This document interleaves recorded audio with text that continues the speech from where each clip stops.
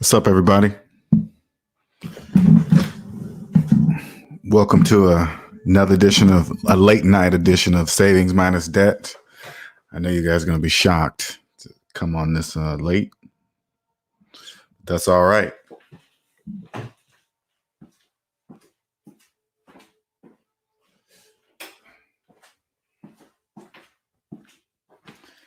Give you guys a second, jump up in here.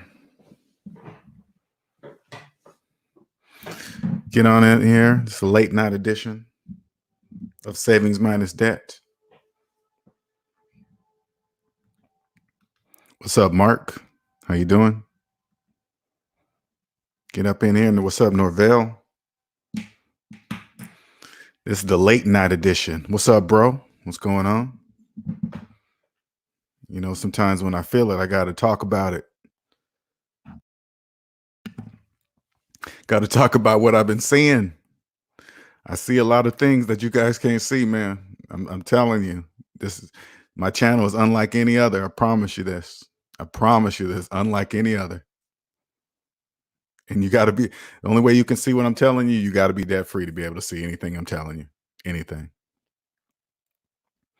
Anyway, I've been following Facebook, right? You've been seeing all the panic here and just looking at just empty shelves and people throwing memes about it. You know, hey, I'll sell you some paper, putting on scales, pretending that it's dope when it really is dope. Oh, that's crack.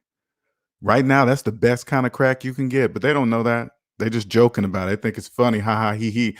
But when you go to the store, the shelves are empty. They don't even know they're going deeper and deeper and deeper in debt because now all those the credit cards that they use for emergency, the news says it's emergency, so they're using it for emergencies and they're digging themselves deeper in debt. Thinking it's funny, just laughing and joking. Somebody sent me a meme. You remember and normalcy, it means like people that see the whole Titanic sinking, but they're pretending like it's not happening. And somebody sent me a meme today.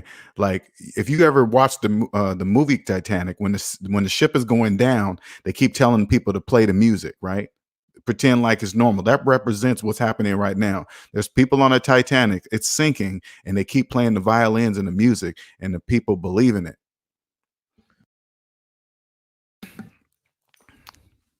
Everybody's financing car. I just look on Facebook, right? Everybody's financing car. Congratulations on your new house. I'm thinking right at the beginning of a freaking economy crash. Yeah, normalcy. You guys have no idea how the wealthy people think these strings are invisible. They're not invisible. I see the wealthy strings clear as day. They're not invisible. I know people in debt believe that, but they're not invisible. All these sheeple going out and just buying up stuff, just like, oh my God, I gotta have a year's worth of this. Okay, go ahead, charge it up. Mm. They just fall in line too, just like it's nothing. I see them on Facebook. I be like, man, they do people in debt so dirty. Ooh, they do you guys so dirty. You guys have no idea to even get out of debt. You know, my little bro, man, he's been paying off his car. You know how much trouble they have gave him just by him wanting to give them money to pay off his car. You know how much trouble they've been giving him? Because they don't want you to stop.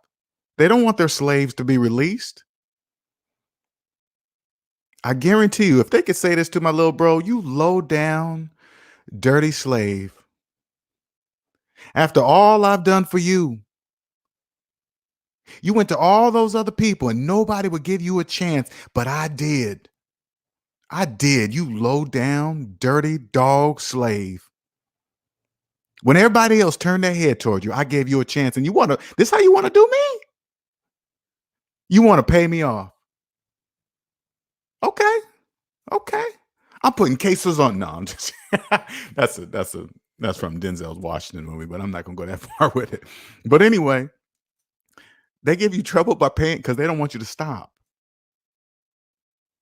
So I put up a meme today. Check it out. I put up a meme, and maybe you guys know what this means or doesn't know what it means. But let me do this because I'm gonna show it to you, and you tell me if you know what this means or not. Because people in debt won't.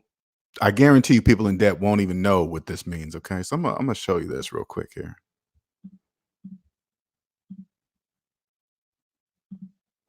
Now, now I posted this meme on my Facebook. How many of you guys know what I mean by saying this? Make yourself recession proof. Recession proof yourself by refinancing your house and paying off your student loans. How many of you even know what that means? Why would a person do that? Any of you guys know what that means? I'm gonna leave that up there for a while so see if somebody can jump in and give me the answer. Because there's a one big main reason why would anybody do this, but trust me, nobody in the debt matrix would ever do that. Ever do that. I got laughs, I got likes, maybe 2 likes, but they don't really know what it means. And if you guys don't know, I'll tell you. I'll tell you. Exactly.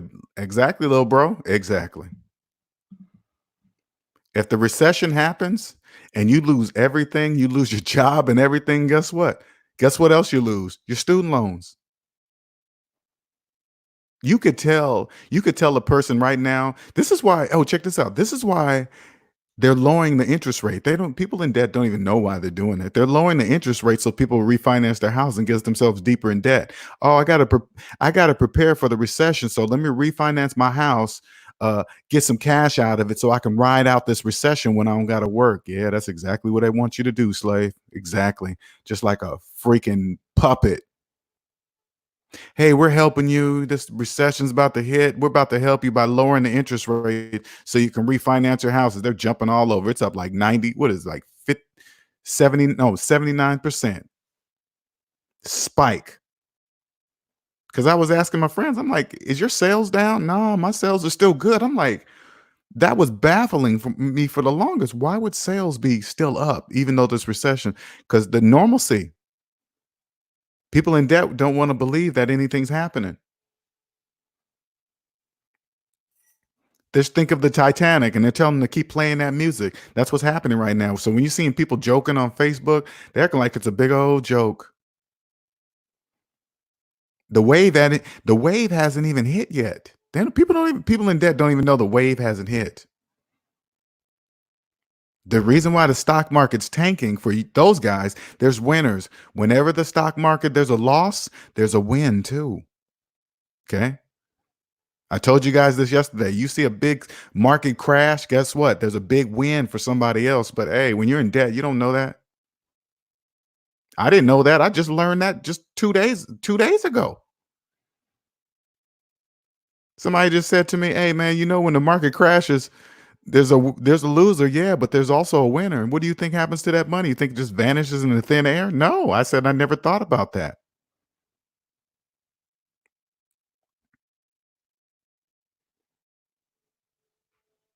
Go tell somebody in debt, "Hey man, you know what? You should recession proof yourself." How would I do that? Refinance your house and pay off your student loans. They'll look at you like you are completely nuts.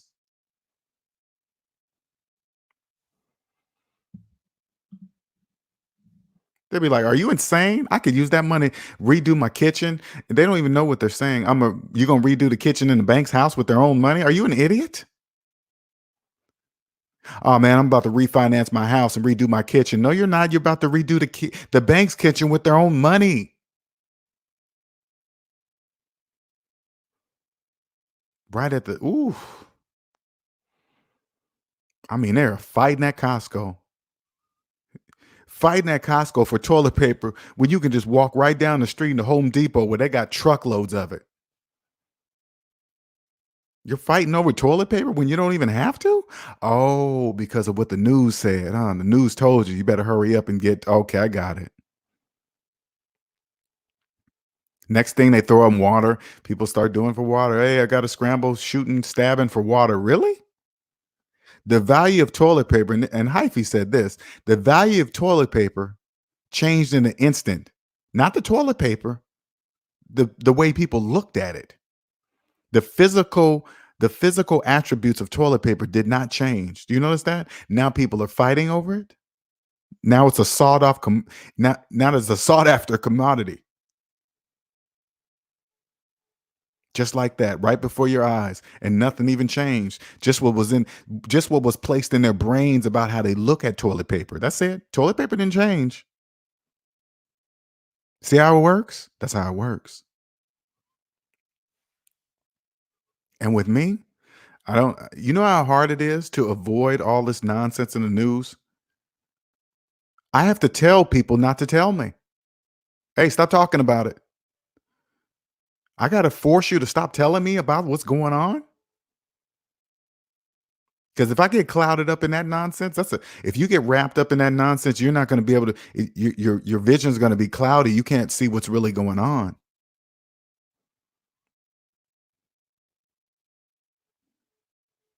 You get wrapped up in that nonsense, you cannot see what's really happening. And I absolutely refuse to let anybody cloud my vision on this stupid nonsense.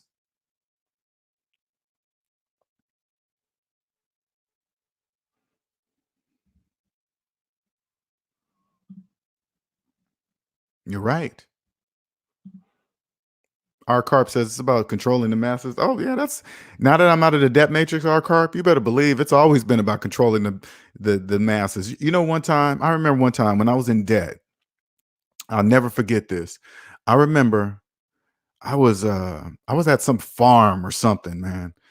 And I can't even I don't even know if this was a dream or was it a real thing cuz I don't remember going to an actual farm, but I remember this vividly in my mind. I remember looking at these cows going through these gates, wherever they were going. I don't know if they were going to slaughter or going being moved, but they're just following these railings, right? And then I was thinking, if we're over them, who's over us, right? I'm thinking, hmm.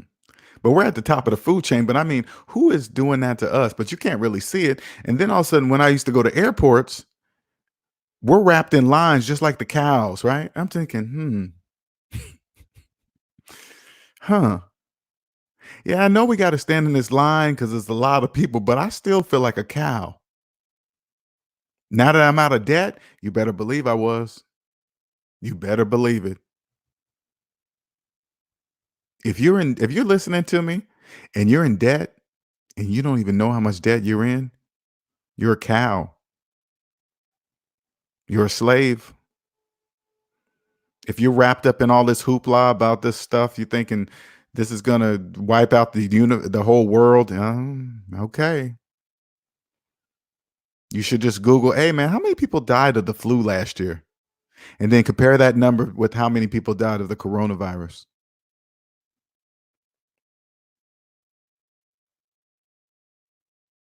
You see all those people making fun and jokes about the what's going on in the world. Good luck with hey, don't get caught up in that world. Don't do it. Every now and then one of them's funny, but hey, whatever. You better unwrap your mind so you can pop your head up. If you're walking around in this mess and your head's buried in your phone, you better put your phone in your pocket and look around.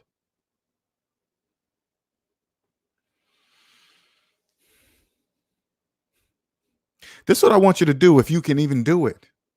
This is what I want you to do. And if you can't do it, you're part of the Borg. You're part of the Borg if you can't do it. Tomorrow, this is what I want you to do. The only time I want you to look at your phone is when if you're at work, or if it's work related, but you look at your phone and you take a call, but don't do any texting, don't browse on the internet, don't pull your phone out of your pocket unless you absolutely have to use it. If you can't do it, you're part of the Borg. If your phone is the first thing you grab as soon as you get out of the bed, yeah, you're plugging in. As soon as you grab that phone, you're plugging into the Borg. What's going on now? Yeah, more stuff that they can stuff your brain with. You thought TV was bad? Ooh, this ain't got nothing on TV. Everybody got a cell phone. Everybody got a cell phone. just scrolling on Facebook. Every other meme is a toilet paper joke or this and that, and the shelves are bare, and just filling your brain with all that stuff. Don't even know if those pictures are recent, if they're from here. Oh, look at this store. Everybody just sees the picture and believe it. Half those pictures could be like 5 years old. Maybe some store that's out of business. Somebody went in there and took some pictures in there. People just believe it. And then they go out and buy and put themselves deeper in debt. Now imagine these slaves that got student loans, mortgages, credit card debt, car loans, and they're burying themselves deeper because they have deemed this an emergency. So they pulled out the credit cards. I don't care. We're surviving this and that. More slaves. And you go out in public, man, you would swear everything is just people are shopping at the malls like it's nothing, man. Like it's nothing. They're already quarantining jobs. Pretty soon people ain't even gonna be able to work. How long do you think the majority of these people are gonna even last that are in debt? Maybe a month. Because I remember that last government shutdown when it was down a month. Remember it was? People were talking about losing their houses in 1 month. What if China is quarantined for 3 months? Ooh, you guys haven't seen anything yet. Ooh, wee. I know Italy did the same thing. Ooh, all in the Italian shoes and suits. So there's going to be a gap. And if you're a business and you've been running on debt this whole entire time, you're about to go out of business. And let me tell you guys the bigger picture. This is what I see outside the debt matrix. I think I said this in the last video. I want you to like right now, things have been good for a while, right? There's a lot of fakers out there. When you're in debt, you can't tell who the fakers are, right? And it gets really, really muddy when it gets so thick that you can't even tell who's the fakers and who's real. People in debt can't. But the wealthy, just imagine the wealthy holding this big giant sifter.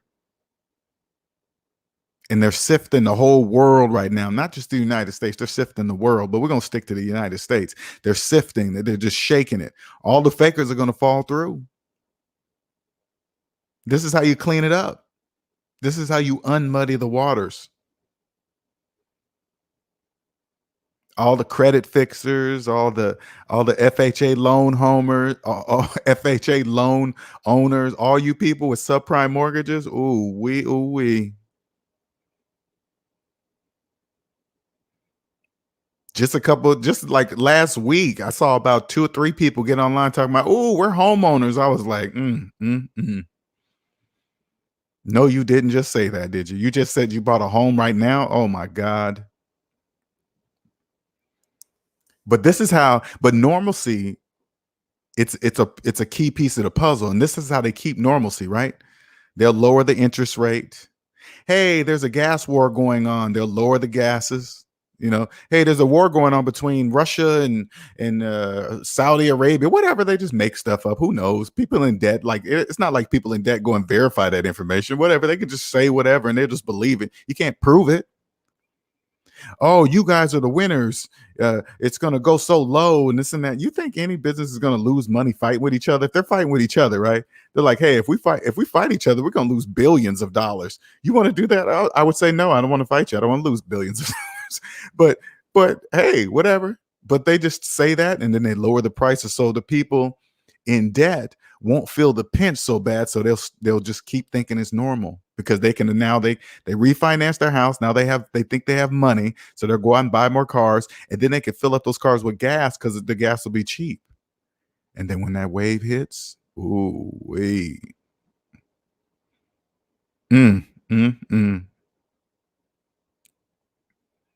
If you just got you a new car right now, you just financed it for 72 months, 84 months.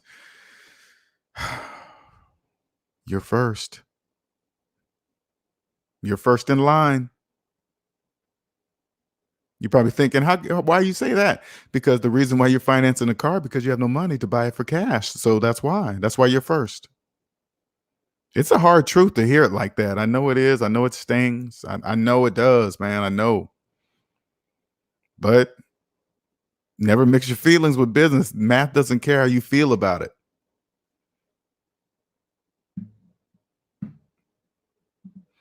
Jared says Yahoo Finance reported that the key search phrase has been "Should I buy a house?" Since the interest rates are low, most of them have existing debt. Yes, of course, that's part of the plan. They lowered the interest rates on purpose, and then they just say, "Hey, do this, do the coronavirus," and people at work, we're going to help you. It's all part of the plan, man.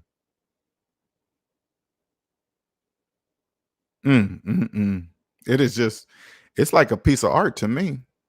I ain't gonna front.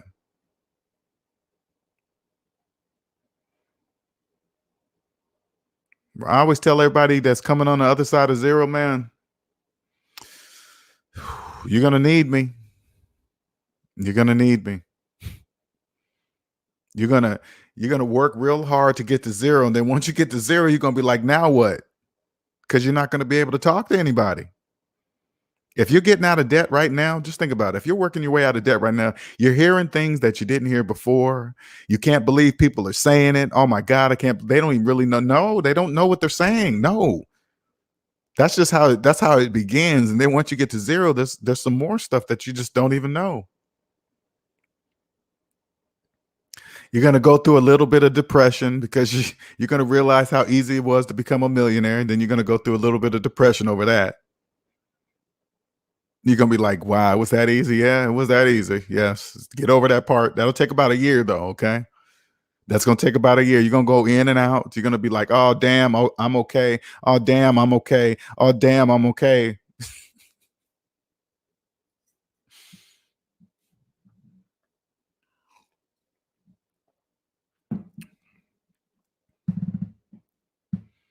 Man, I tell you one thing right now.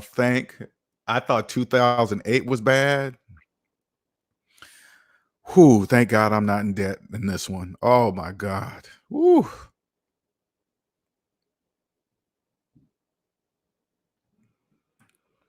I am so happy. I am not in debt out of this one. This one is just gonna be ooh wee, ooh wee.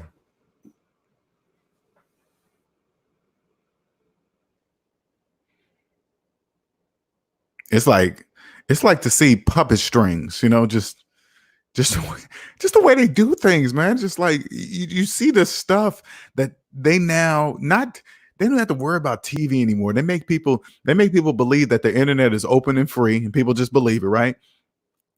And then you got just people just throwing pictures on the internet, and just people believe it. People in debt don't verify anything. It doesn't matter if it's true or not. It doesn't even matter. People just believe it.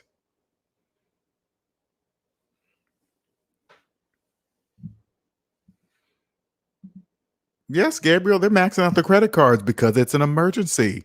Who says it's an emergency?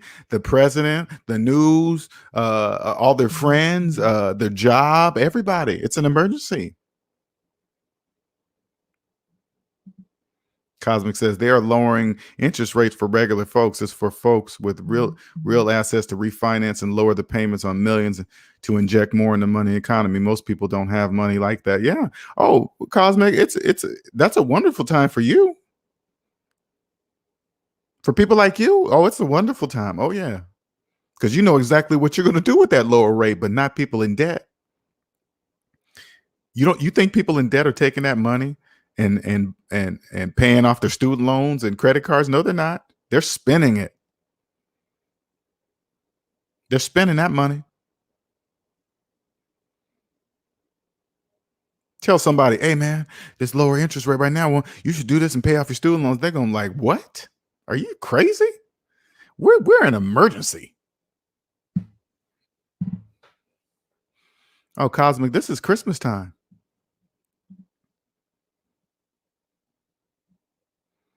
Oh, just honestly, I would wait. Just wait for that crash. It's about to hit. Don't jump too early. Don't jump too early. No, just wait a few more months. It's going to be like a freaking fire sale on houses.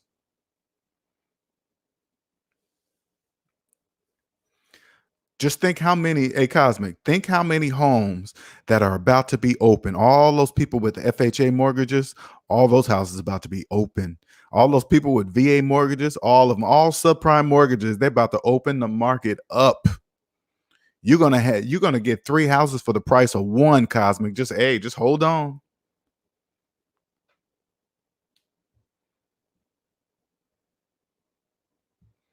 Mm, mm, mm. Beauty Jock says, "Hey fam, yes, the crash is coming. It's beginning to fall. It's already here. It's already here, Beauty Jock. Not coming. It's here."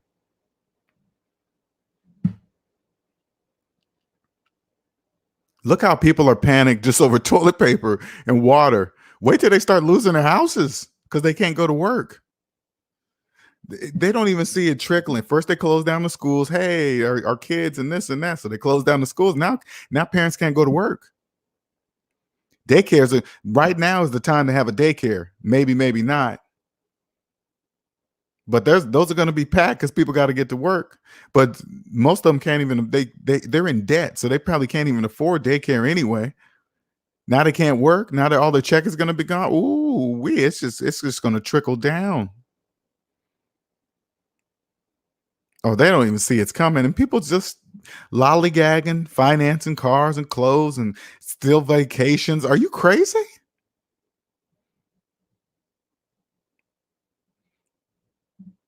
Cosmic says it's not even started. Wait till the layoffs from these closed business. Oh yeah, the layoffs are coming,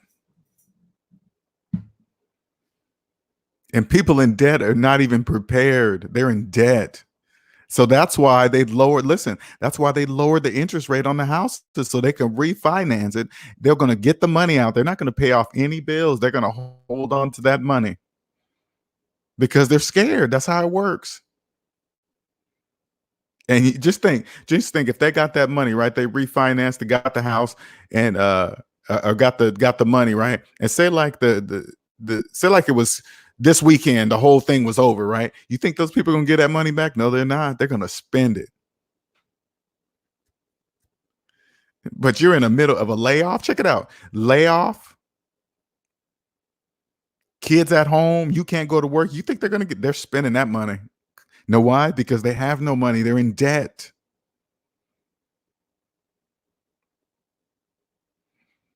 Who knows how long it's going to take to come back? And then when it's over, ooh, this is that. This for me. I wish I had some money right now, man. Ooh, I wish I had money.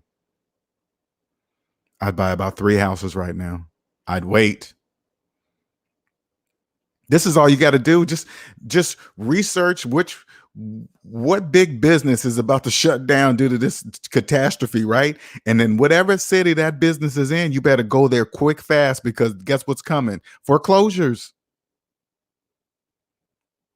This is obvious to see when you're not in the debt matrix. You don't need some special website to go to, or this person. No, all you got to do is just look for the big businesses about to close. Hey, say like it was Apple, right? Say like Apple was about to be closed down to this, right? This is if you knew China was about to go in quarantine, right? The best time would be to short Apple stock, but that's a whole different story. I didn't know that, didn't have any money to do it, but I sure would have did it. But anyway, say like Apple was one of the companies closed down. You just go over there wherever Apple's at in California and wait for the foreclosures. They're coming.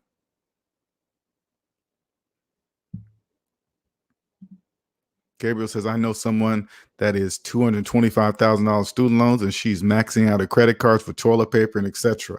$225,000 slave. And Gabriel, I bet if you asked her,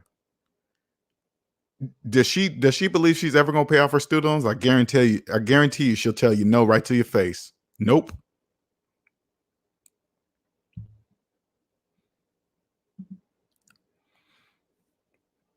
Gabriel says, "Man, I've never seen this stuff like this. Might be the second Great Depression." Well, all I say is like this, Gabriel. Don't get caught up in the hoopla. If you get caught up in there, your vision's going to get cloudy, and you won't be able to see what's really happening. All you got to do is stay focused and see what's really happening, and you'll never have to worry about any economic crash or people still taking food and clearing shelves. That will never be your problem ever because you'll have money. You think people with money have to worry about that kind of stuff? No, they don't. People with money don't have to worry about food running out, have to rush to the store to get this and that. No, people with money got money. That's why they don't have to do that kind of stuff.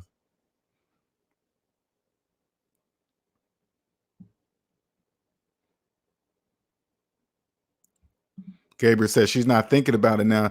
And I want you to understand something, Gabriel. Next time, not only her, to whoever you talk to, they all say that same thing. Oh, I'm not thinking about it right now. They all say that. People with student loans, they all say that. Oh, I'm not thinking about it right now. That's just their standard answer. They don't know they're saying that, Gabriel. Excuse me. They don't know they all say that. They just think they're the only ones that say that. Not at all. They all say that because they know they're never paying those student loans off. What's up, Joseph? What's up, Hyphy? Cosmic Wisdom says, well, and now some cities are halting evictions, foreclosures. Cities that are considering this is Philly, Miami, blah, blah, blah. Sent 3-hour talking to nervous landlords that already have thin margins. Well, I mean, they can. That sounds good, Cosmic, but you just, as a person with money, all right, cool. They're halting the foreclosures. They're not going to be indefinite holds. So you just wait. People in debt, it doesn't matter how, even if they halt the foreclosures for like 2 months, it doesn't matter. Right after it's lifted, they'll be in debt still. It's not like they say, oh man, okay, during this halt, we're gonna save our money. No, they're not. They're gonna think they have more money to spend. That's how people in debt think. Oh man, they halted the foreclosures for 2 months. Okay, cool, man. We got 2 months extra money. That's how they think. The wealthy know that. They know people in debt don't think like that. So whatever. There, and think about it this way, Cosmic. They're also this sift, this big, large sift across the United States is to get out those landlords that are running in debt. Get them out the way. They're in the way. This is about to get rid of all the fakers. Jared says my ex and her friends all have student loans around $100,000 and bought homes, but don't even have $4,000 saved to their name. That's how it works. The banks do people in debt so dirty that they don't even know it. If you go to a bank and ask for a mortgage, right? A 30-year mortgage, and you have a student loan that you've been carrying for 15, 20 years, you're the prime candidate. You ain't never gonna be no homeowner. You can't even pay off $100,000 in student loan debt, let alone a $300,000 house. That's not gonna happen. You're a slave, and you're a slave for life.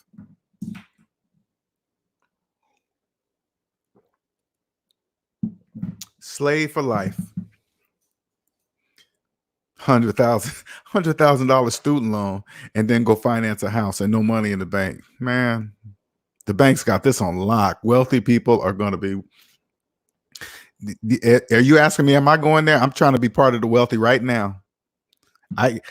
There's no way I can go back into that nonsense. Can you imagine? I can't even imagine if I had a job right now and say like I had to catch the bus to work or the train or and then go to work. I would have to hear this not only on the news, not only on the radio. I would have to hear it on the bus. I would have to hear it at work. All these slaves just jibber jabbering. There is no way I could take that.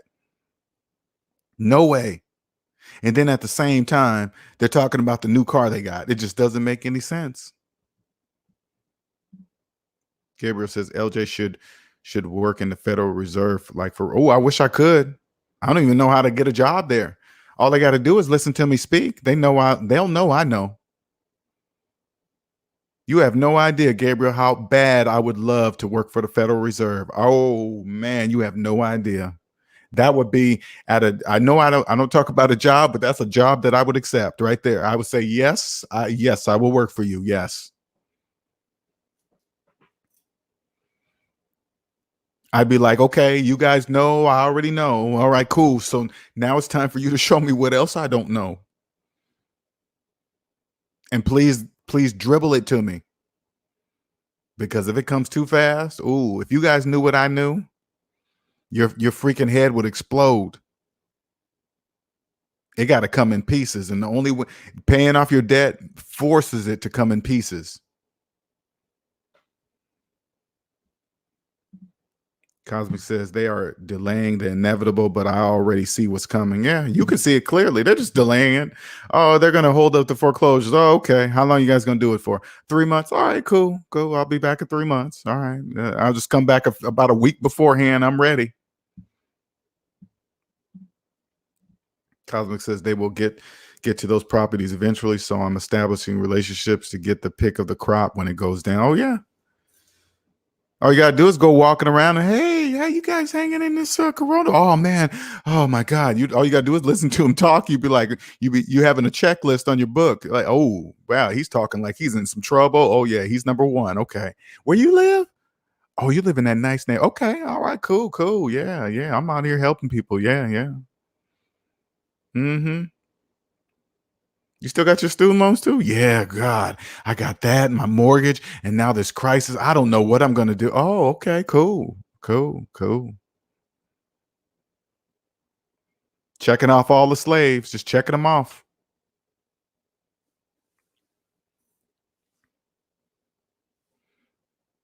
That's why it was blowing my mind. This normalcy is the the movie Titanic represents normalcy. If you don't know what that is, when they were playing the music as the Titanic was going down, hey, play the music so everybody feel normal. That's what they're doing. They're playing you music by lowering. This is the music, lowering the interest rate on houses, lowering the gas prices, calling it a gas war, whatever, whatever.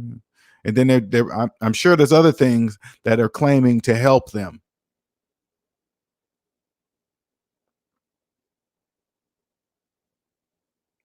I was check this out. Check this out. I was I was watching Denzel's channel, like Denzel Napoleon Rodriguez, right? I was watching his channel, right? And it was a debt snowball versus velocity banking, right? So I'm just watching it. Okay, whatever. It doesn't make any sense. I just watch it for entertainment, right?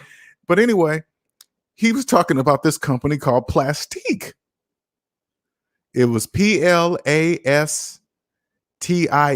right? PL Plastique, plastic with a Q, right? And I was like, what the hell is that? Well, this place will charge you so you can use your credit card and buy something or pay off something, but it'll count against your credit card as a purchase. I was like, what the are you serious?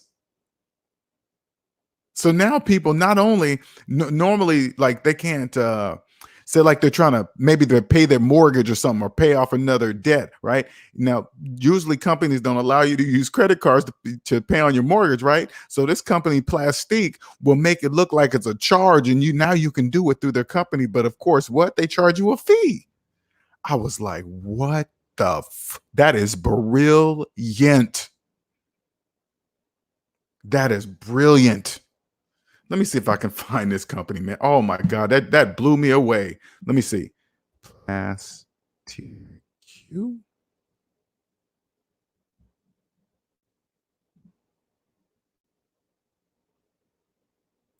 Yeah, that's it. Okay. I'm gonna put this in there so you guys can see. I was like, what the hell is that? Here it is right here.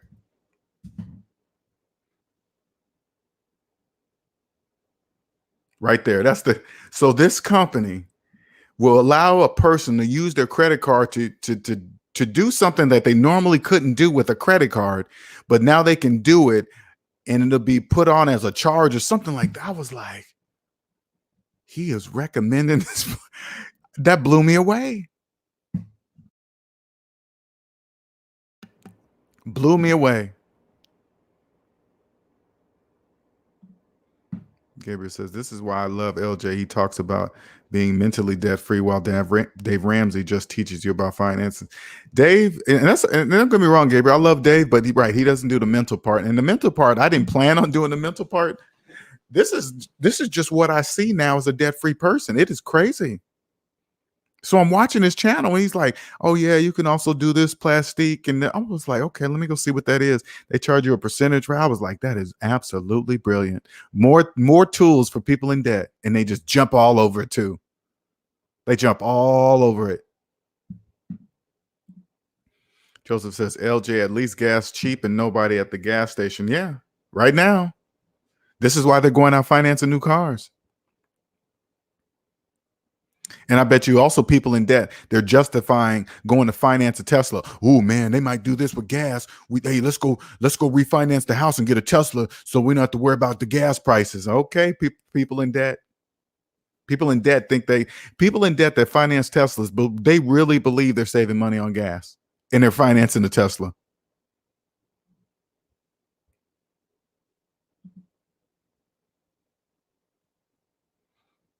Did you see that, Joseph? That's a real company.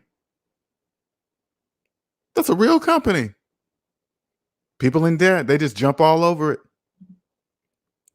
Gabriel says, "Hey LJ, it's a great time to play Monopoly for a recession." Oh yeah, you can get some good practice in there right now. Get you some good practice. Did you see that Cosmic Wisdom? Did you see that Plastic? He was recommending that on his do his whole velocity banking scenario. I'm like, this dude, man. I was talking to Hyphy about him, but I was like, man, I can't tell if he's doing this on purpose. Hyphy said he's doing it on purpose. I'm still on the fence. I'm trying to, maybe it's me. I don't want to believe it, but I'm just like, wow. But then again, I think to myself, I got to agree with Hyphy on this one. Even though there are people that are debt free and they know what we know, doesn't mean they can't use it for evil. And when I say for evil, it's legal. Okay. Just the way I feel. Now, understand this. When I talk about velocity banking, that's just my feelings about it. Okay. Don't worry about my feelings, how I feel about it. How I feel about velocity banking is 100% irrelevant. It doesn't matter. It's a legal business. Okay. It's legal. Okay. So I'm not saying anything negative, but I'm just like, that's hardcore, man. I couldn't do people like that. I just can't do them like that. That's hardcore. Make people believe that they can get out of debt faster by going in debt. Yeah. They just, this is how they talk to them. Hey, yeah, you can get out of debt faster. How am I going to do that? By going into debt. And they just believe and follow them like just the cows get led to slaughter. Can you imagine somebody right now that's halfway through velocity banking? They're like, oh man, look at the date. I'm so close. And then this recession hit their ass and they lose their job. Oh, wait, they're going to be like, wait a minute. This velocity banking didn't make any sense. No, it never did. Since the very beginning. That's part of the normalcy.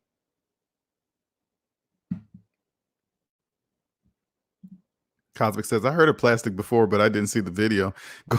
If you got a second or two and you want a good laugh, go look at the company. I mean, don't get me wrong. Whoever invented the company, they're brilliant. Okay, that's absolutely brilliant. Absolutely brilliant. They're getting a piece off of doing this form and the people in debt are also getting charged by their credit card company. That is just absolutely brilliant. Absolutely brilliant. Whoever invented what was that app I said? The Even app, Ever app? Earning app. The Earning app, apps like the Earning app, now Plastique, what else? Acorn, all these investment apps, all these round your penny up apps. These guys are absolutely brilliant.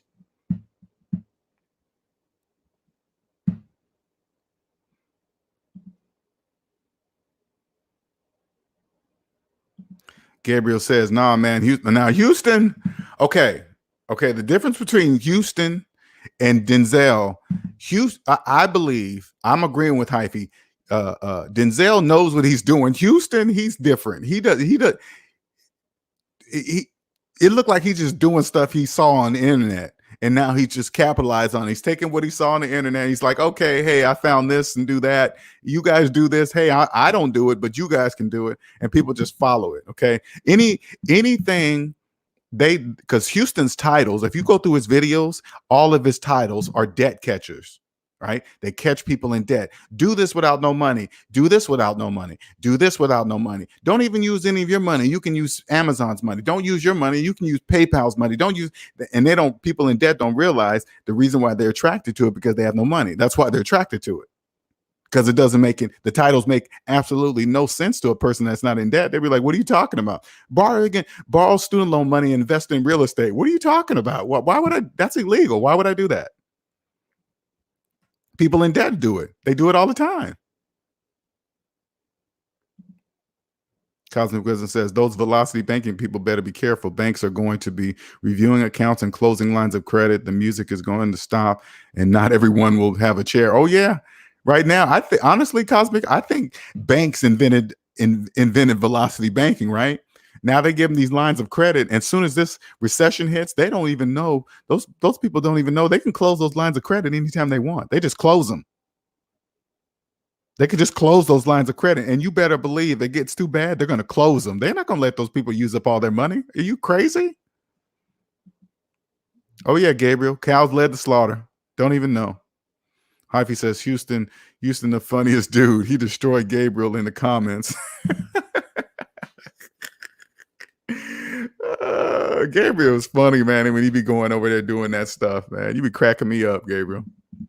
Leave Houston alone, man. He's trying to make his money. All right, let him do his thing, man. Don't go over there harassing at Houston. Leave him alone. What's up, Tony? Welcome. Welcome to the. I want you guys to hear my claims too. Okay, when I say this, and I want you to think to yourself, how can he make such a claim? Okay, all my videos will be relevant forever. My videos will never get old, ever. They'll never get old, ever.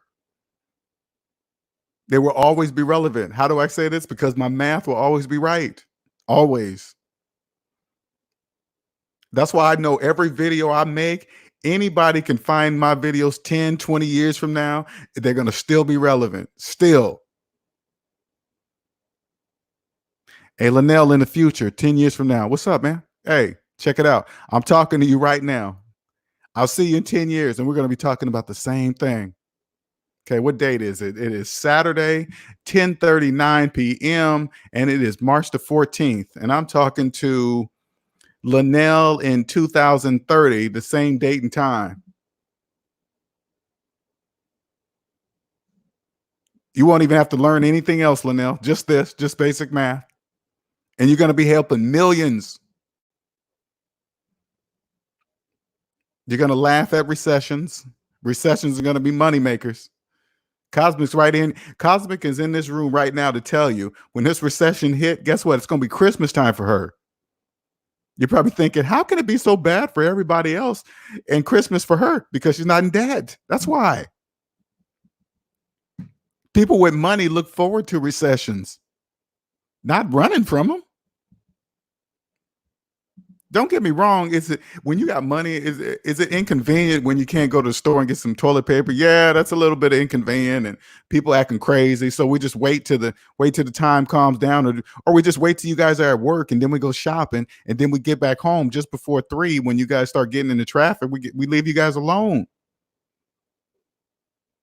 That's your hours. Then if we feeling good, we might come back out at 8. But hey, why deal with any of that stuff? That's for people in debt.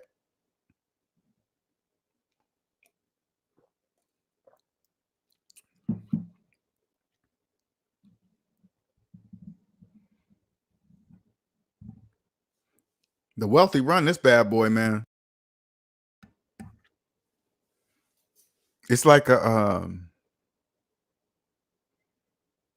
every now and then, like this is my first time actually being able to see it from this view, because 2008 I didn't see it from this view at all, not even close. I was moping in my bedroom. I didn't have a job. I didn't know what I was going to do. I was depending on the government to give me that measly stinking baby food unemployment minus taxes. Oh my God. Spoon feeding you. What you gonna do, slave? You're gonna take this baby food and you're gonna eat it, and you're gonna like it. And then when you come, if you want this little peddly peanuts, we're gonna make sure you come in here, you look for a job, and you beg, you slave. Come fill out this paperwork for this measly $400. I don't care if you've been working for 50 years of your life, you only get $400 and minus taxes, slave. If you don't know better, you don't get better. Now get out of the line, slave. Then act right.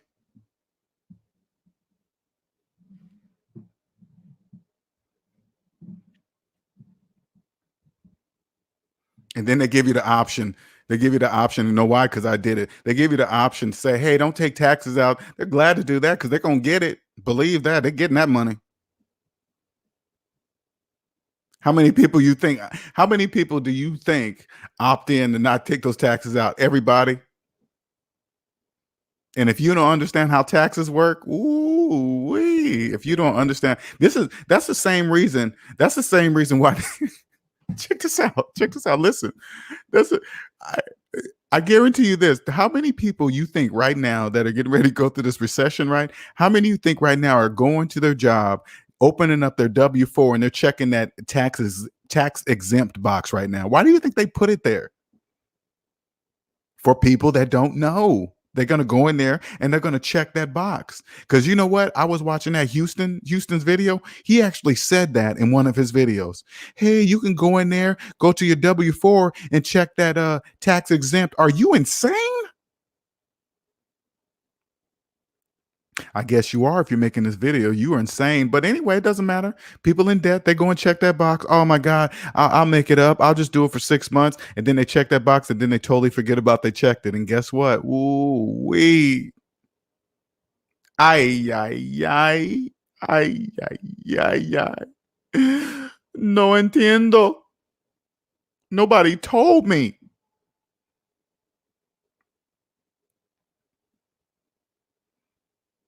They're going to be just whipping them on the back. Más espacio, por favor. Más despacios. Please. Ooh, they do them so bad. And they go and check that box. And then they let them check it. This is how they do them. They let them check it, right? They go and check and they totally forget. They get used to that money. And then they let 1 year go by and they're like, ooh, the IRS didn't catch me. They let 2 years go by. Ooh, the IRS didn't catch me. 3 years go by. Ooh, the IRS catch me. And then year 4, knock, knock, knock, knock. Hey, what's up? You haven't been paying your taxes for the last 3-4 years. What you mean, what's up? We're here to collect. And guess what? People in debt are not going to have it. They're not going to have it. And guess what? Fines and penalties, slave. Here's some more links to your chain. They're just adding links to their chains on their wrists and their ankles, around their neck. They're just slaves. You mean to tell me slaves are not like the slaves we see on the movies? No, those are movies. That's a movie. You knew it was a movie, right? You know those are actors, right? Those people are really not slaves, but you are. This is real for you.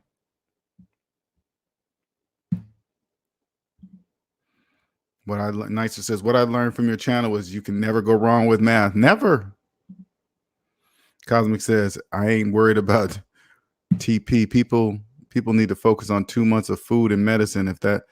If what's going on in Europe comes here along with some savings, yeah, better believe it. Gabriel says, I'm too nice to work for banks and Federal Reserve. I just can't. Ooh, I'd love to. Sorry, Gabriel. I would love to work for the Federal Reserve, and I couldn't even lie. Especially now that I know it's all a choice. People in debt are choosing to be in debt. Okay, that's a choice. Gabriel says Houston McMiller is the GOAT. Houston he's a funny dude, man. He's a funny dude. Hold on for a quick second, you guys.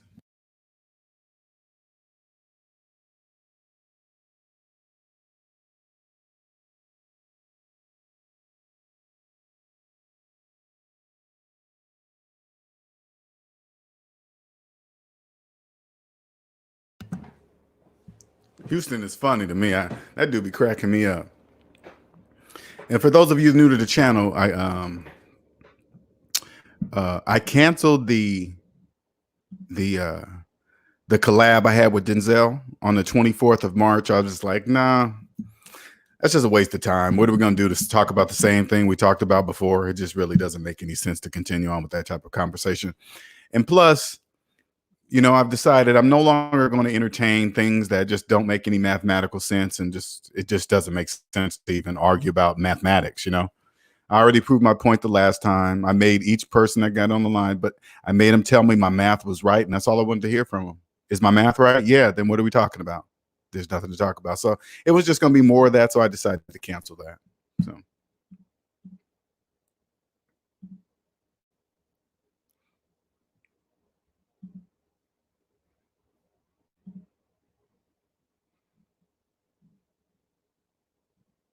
I'm sorry. What Daniel said, how good is my money going to do me if the dollar collapses due to all the quantitative easing, aka excessive money printing the Fed is doing?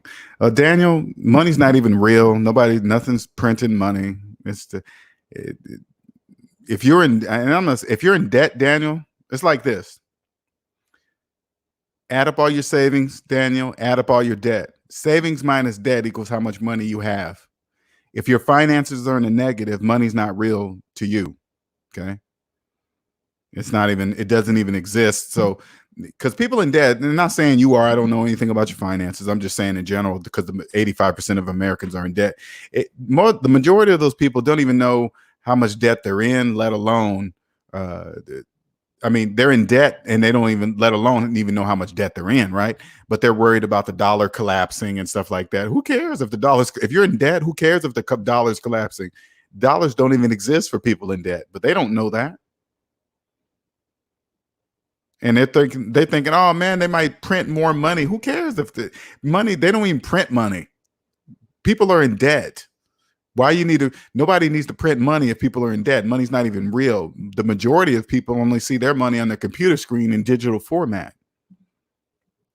Cosmic says, not going to happen, Daniel. This US dollar is the strongest bond in the world. The demand is too strong for that to happen. I agree with you, Cosmic. It's never going to happen. But you got to remember, Cosmic, money's only real for us. Money's not real for people in debt. So if there's only a few of us, how much actual cash do you think they need to have? And people like us, we barely even use cash. We got the cash. We got money. We can go to the bank and say, oh, let me pull out X amount of dollars. That is ours. But really, when's the last time you went and pulled out $20,000 out of your account? Say, hey man, I need to put this 20 down on this house. You just transfer it, right?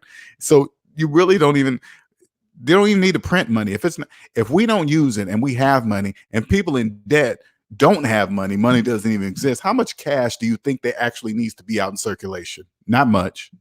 That's it. Those are movies. Those are movies too. Only people in debt believe inside the big vault there's a big stack of cash on pallet boards, because the bank robbers always come in, put them in bags, and run out the bank and all that other stuff. None of that's real. Cosmic says, have you seen the negative interest rates the other countries have? Foreign money is coming in droves here, Daniel. Jared says, LJ, why is it that people who are broke want to tell the people who are good with money how they should handle their money? I don't know why people in debt do that.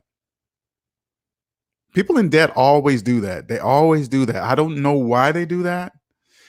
And I always tell people, and especially you guys that are quiet, because I know there's a lot of people quiet, don't even don't comment, and that's okay. I'm not saying you have to, but I want you to do this. The next time somebody tries to tell you about money, this is what I want you to say to them. Do you still have your student loans? Okay, and everybody been out of college for like 20 years. And when you listen to them, if somebody come up to you and say, hey man, you should get a house, you should refinance right now, something to do with telling you to do something with your money, I want you to say to them, do you still have your student loans? And if they have 20-year-old student loans, or their student loans are older than their children, you do not listen to a person like that, because they have not a clue of what they're talking about. That doesn't make any sense at all.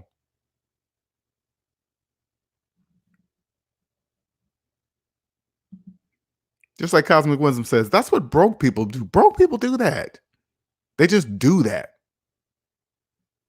You ask a broke person, you say, hey man, do you think $1 million, you think you could survive on $1 million in these times? They'll be like, nah, man, you need at least at least 6 million, $7 million to survive nowadays. You'd be like, how much you make right now? Oh man, I ain't no millionaire, man. I only make like $50,000. Then how do you know if you could survive off of $5 million, $1 million? How you know if you never made it? How you know that? They don't. They just be talking.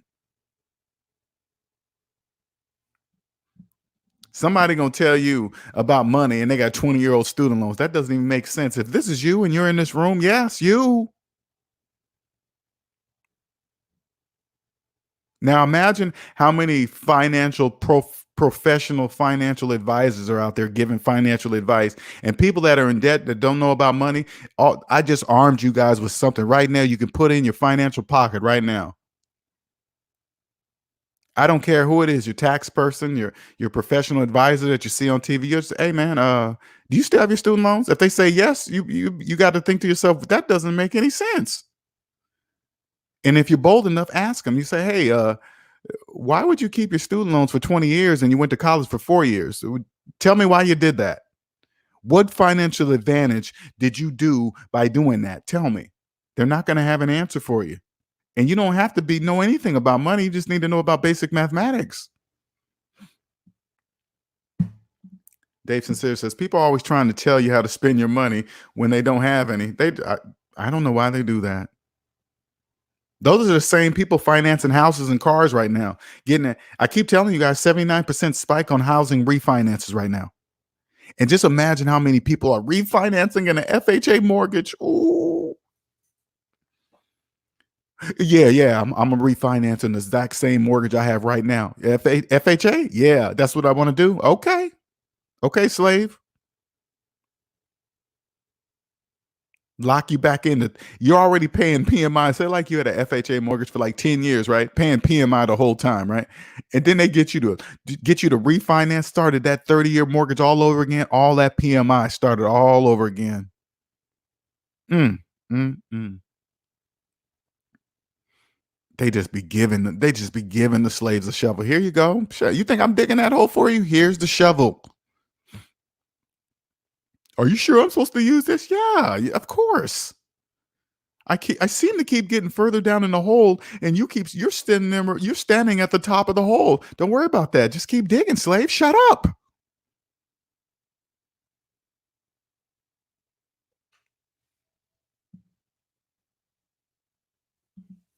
Dave Sincere says my mother is very good at this. I know you told me that story, Dave. Man, oof.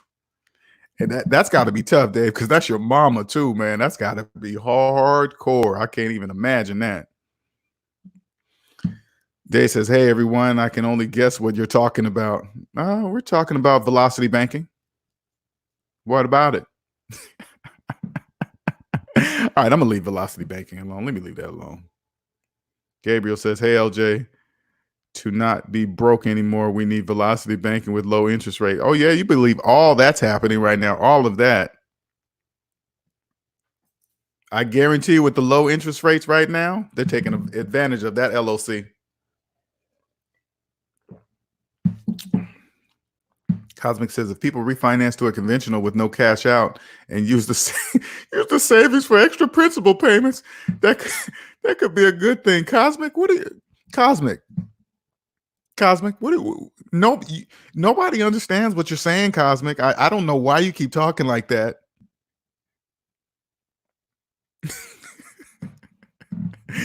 Cosmic saying like, okay, let me tell you who you're talking to, Cosmic. Maybe 5 people in this room, maybe 6.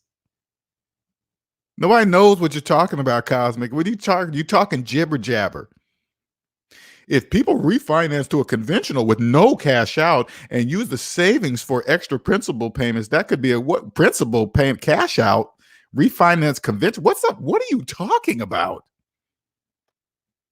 Conventional what? Like, is that like a toaster or something? Conventional toaster? Why would I put cash in a toaster, Cosmic?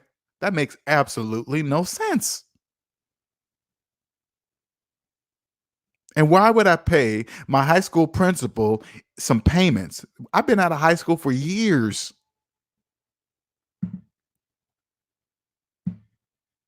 Oh, Cosmic.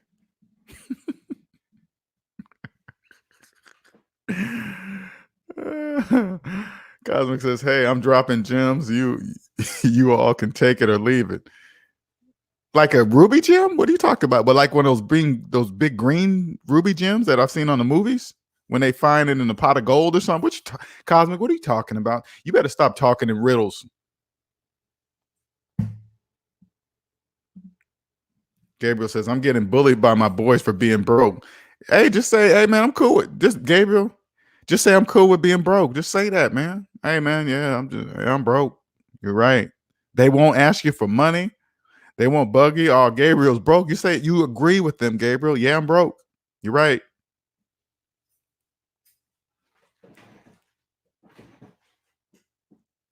Won't you get unbroke, Gabriel? Because I like being broke.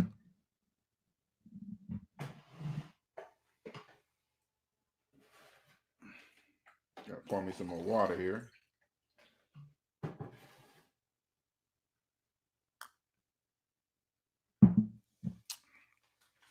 Boy, the normalcy, man. I picture this. What else I picture? I see like I was looking at Costco pictures, and I remember that same day I just went over to Home Depot and picked me up some toilet paper. They said, "Yeah, we got." I called the day before. I said, "Hey," I called Home Depot. I was like, "Hey, this might be an odd question. You guys got toilet paper?" She just kind of laughed, and said, "Yeah, we got a whole bunch of it." Yeah, I said, "Okay." I was just checking. Came the next day. I started picking some up. People are like, "Hey, why are you buying? Oh, I just want some extra." I just walked right in. It was right in the doorway. As soon as you walk in, you see the toilet paper right there. It's like, and then you think, damn. And people were over at Costco running to the back of the store to get the last few strands of toilet paper. People are stealing it out of restaurants. It's just the slaves are they're just unruly. Jerry says, "LOL, if the average person owed 50K on a mortgage or student loan and you give them 50K, they keep the 50K and still make the minimum payments on the student loan." That's exactly what they would do, Jared. Exactly. If a slave had $50,000 in student loan debt and you gave a slave $50,000 cash, you think they'll take every penny and run down to the student loan office and give it to them? No, they wouldn't.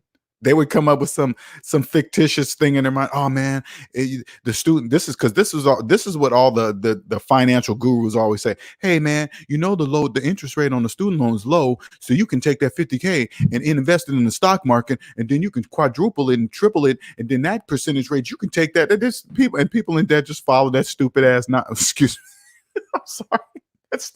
That's stupid nonsense because I want the kids to listen. Do people just follow that stupid nonsense? And then just like sheeple, like cows to leading to the slaughter. Leading to slaughter. Jay says, I was thinking about what will be the aftermath of it all. I feel like this is just the beginning. I put it this way, Day. If I had a lot of money right now, oh my God, I would be loving it. I'd be loving this time right now. I'd be loving it.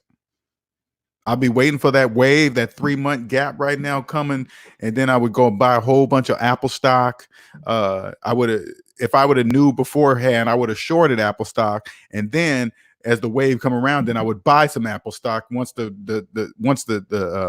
the gates of China, whatever the thing is lifted off of China. I don't know if it's lifted off now, but once it opens back up, and then I'll say, oh, I heard it open back up, and then I would buy the Apple stock at its lowest right now because I know it's going to go up because they're going to get their parts, and then they can produce phones. But when you're in debt, you can't do that. You can't do none of that. Patrick says Terrence Ivy. Is he in here or something? Cosmic says, shoot, I make just break off someone a roll for $10. If it's the toilet paper thing, is that crazy? I know, right? Day says, LJ, did you talk about them freezing the student loan interest? That's to keep people paying for now. Is that something new, Day? I didn't hear about that. They're freezing they're freezing student loan interest. Let's keep people paying for. Oh, see how they're doing it. Okay, now let me add that to the list. They lowered this is how they keep the normalcy. They lowered the interest rate on housing refinances. The gas war is lowering gas, and now they're freezing student loan interest, all to help do through this whatever thing, right? See how they do them? They do slaves so dirty. They think there's it's helping them. But remember, listen, I want you guys to understand when you guys hear me say this, I'm not saying it's bad. I'm not saying it's good. I'm saying it is what it is. That's business. This is how I keep telling you, this is how it must be. It must be this way. When you get out of debt and you see, oh, that's why they lowered the interest rate. So people refinance their houses and believe they have more money. Oh, they lowered the gas. Okay, this is why they're financing cars because gas is cheap. So they just go ahead and do it. Now they're freezing the interest. Now, if you're they already know that the people are going to put their student loans in forbearance. They already know that. And then they're talking about freezing the interest rate. Oh, they're feeling really good. Oh man, now I can put them in forbearance and it's not gaining interest. That's what you think, slave. See how they do them? When you're in debt, those things sound good. I mean, think about it. If you were in debt and they lowered the interest, hey man, then the bank reaches out to you. Hey, you worried about this coronavirus? You looking? This is what they'll use. Just think if you're out of work and you're home and you can't work and your job stops because of the coronavirus, refinancing your house will have you now you'll have a cushion of extra cash in your account and people fall for it hook, line, and sinker. Hey, right now is the time to buy cars because the gas is cheap and it's not expensive. Okay, they just do it. Poor slaves. Thank you, Joseph. Joseph be dropping some gems, man. I'll be seeing you. Norvell says, LJ, you opened my eyes about the debt trap when you compared a 30-year mortgage to that of only making the minimum payments on a credit card each month. Oh, man. I had to share that with you, Norvell. When somebody opened my eyes to that, I was like, that's the reason why it doesn't look like the minimum payment on a car payment, because that's more money than an average person actually makes. So they think $1,200, $1,500, $2,500 a month. That's a lot of money to a broke person. But when you got money, that's just the minimum payment on a car payment on a credit card. If you bring it down low, say like you had a $5,000 credit card, and say like the credit card was $200 a month, right? That's a lot of money to a lot of people. $200 a month. But if you got money, $200 a month. I mean, first of all, you wouldn't have a credit card, but I'm just saying in general, $200 a month probably won't be that much money. But there's a lot to a lot of people that is. Now you add you maximize that to a mortgage. That's a lot of people. I mean, think about it this way. If people believe it's impossible, you got to understand this is the debt mentality of people in debt. If they already believe they'll never pay off their student loans, which might be 100,000, 150, you think in their brain that they have a set date that they're going to pay off a $300,000-$400,000 house. No, they're not. No, they're not. They're not even thinking about that. They always say, I'm not thinking about that. And that's exactly what the bank want them to say. Don't worry. Hey, the bank says, don't think about that right now. That's not even, don't worry about that.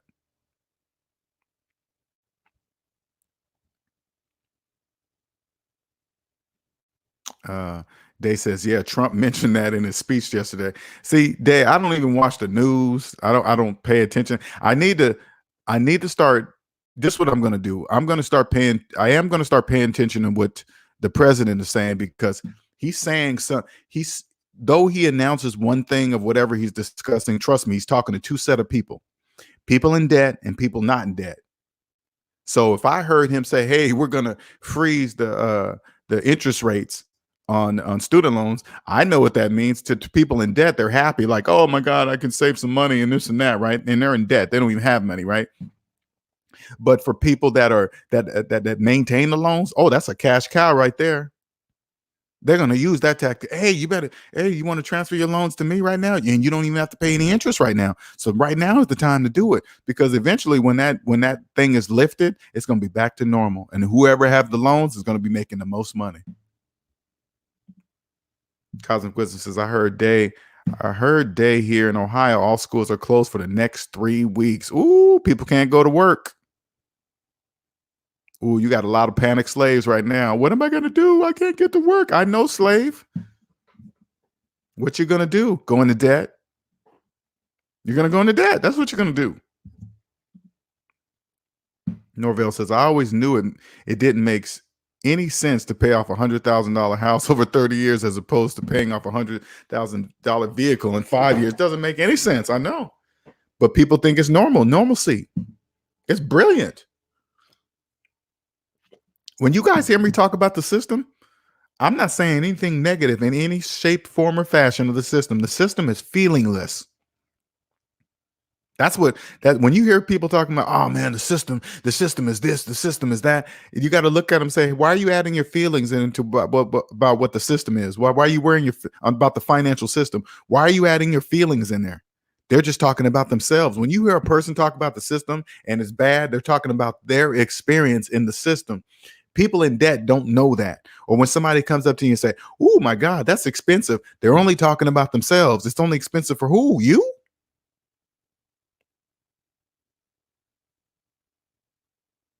Something that's expensive to you doesn't mean it might not be expensive for the next person. But if you believe that, whatever.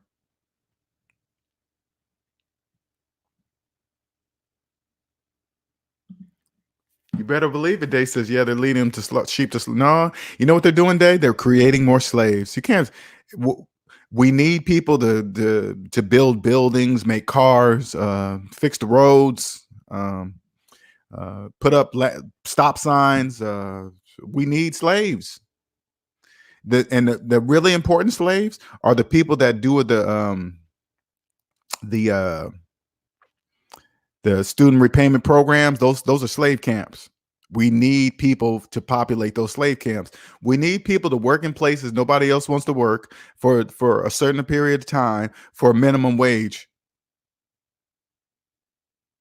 And the only people that will accept those kind of conditions, people in student loan debt. That is, check it out. Those student loan repayment programs, that's the only place where they could say, hey, you work for us for the next 10 to 25 years of your life, and we ain't going to promise you anything. We're not going to even promise you that we're going to forgive them. Do you accept those terms? Yes, I do. And by the way, if you're one of the slim few, one of one every 100 million people that actually get forgiven, guess what? Guess who's going to be waiting for you after that? The tax person, the tax man's going to be waiting for you. So if they forgive $50,000 of student loan debt, guess what? You owe $50,000 in taxes. You think you're just going to get to walk away, slave? Nothing is free, slave.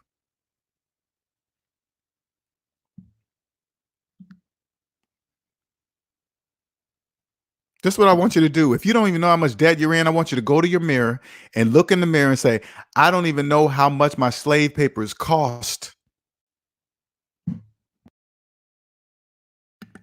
I don't even know the price of my freedom. I don't even know how much it costs. Add up all your savings, add up all your debt. Savings minus debt equals the price of your slave papers. Oh, yeah.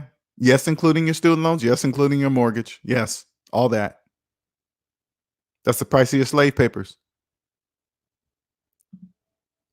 And you don't even know the cost. If you don't even know how much debt you're in, you don't even know how much it's going to cost to set you free. You don't even know where to begin.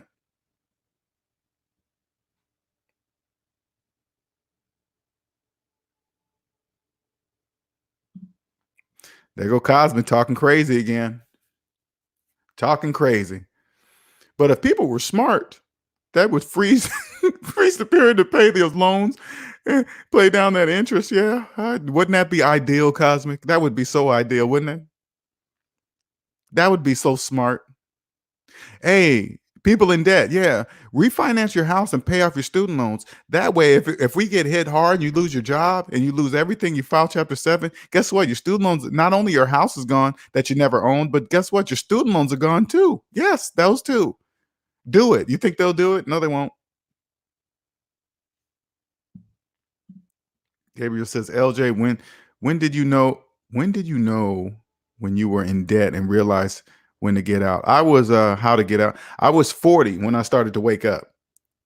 I was 40 years old, Gabriel, when I started waking. Something didn't make any sense. I was like, this is what I said to myself, Gabriel. I was like, one day I was in my bed and I was looking up at the ceiling and I was like, get up, go to work, go home. Get up, go to work, go home. Get up, go to work, go to the gym, go home. Get up, go to work, go to the gym, go home. Get up, go to work, go home. Get up, go to work. And I said, I do that for the next what?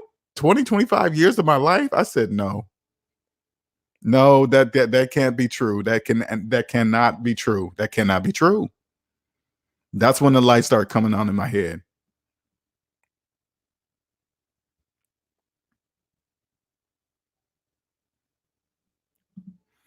Gabriel says, I realized a month before graduation of high school. Good for you, buddy.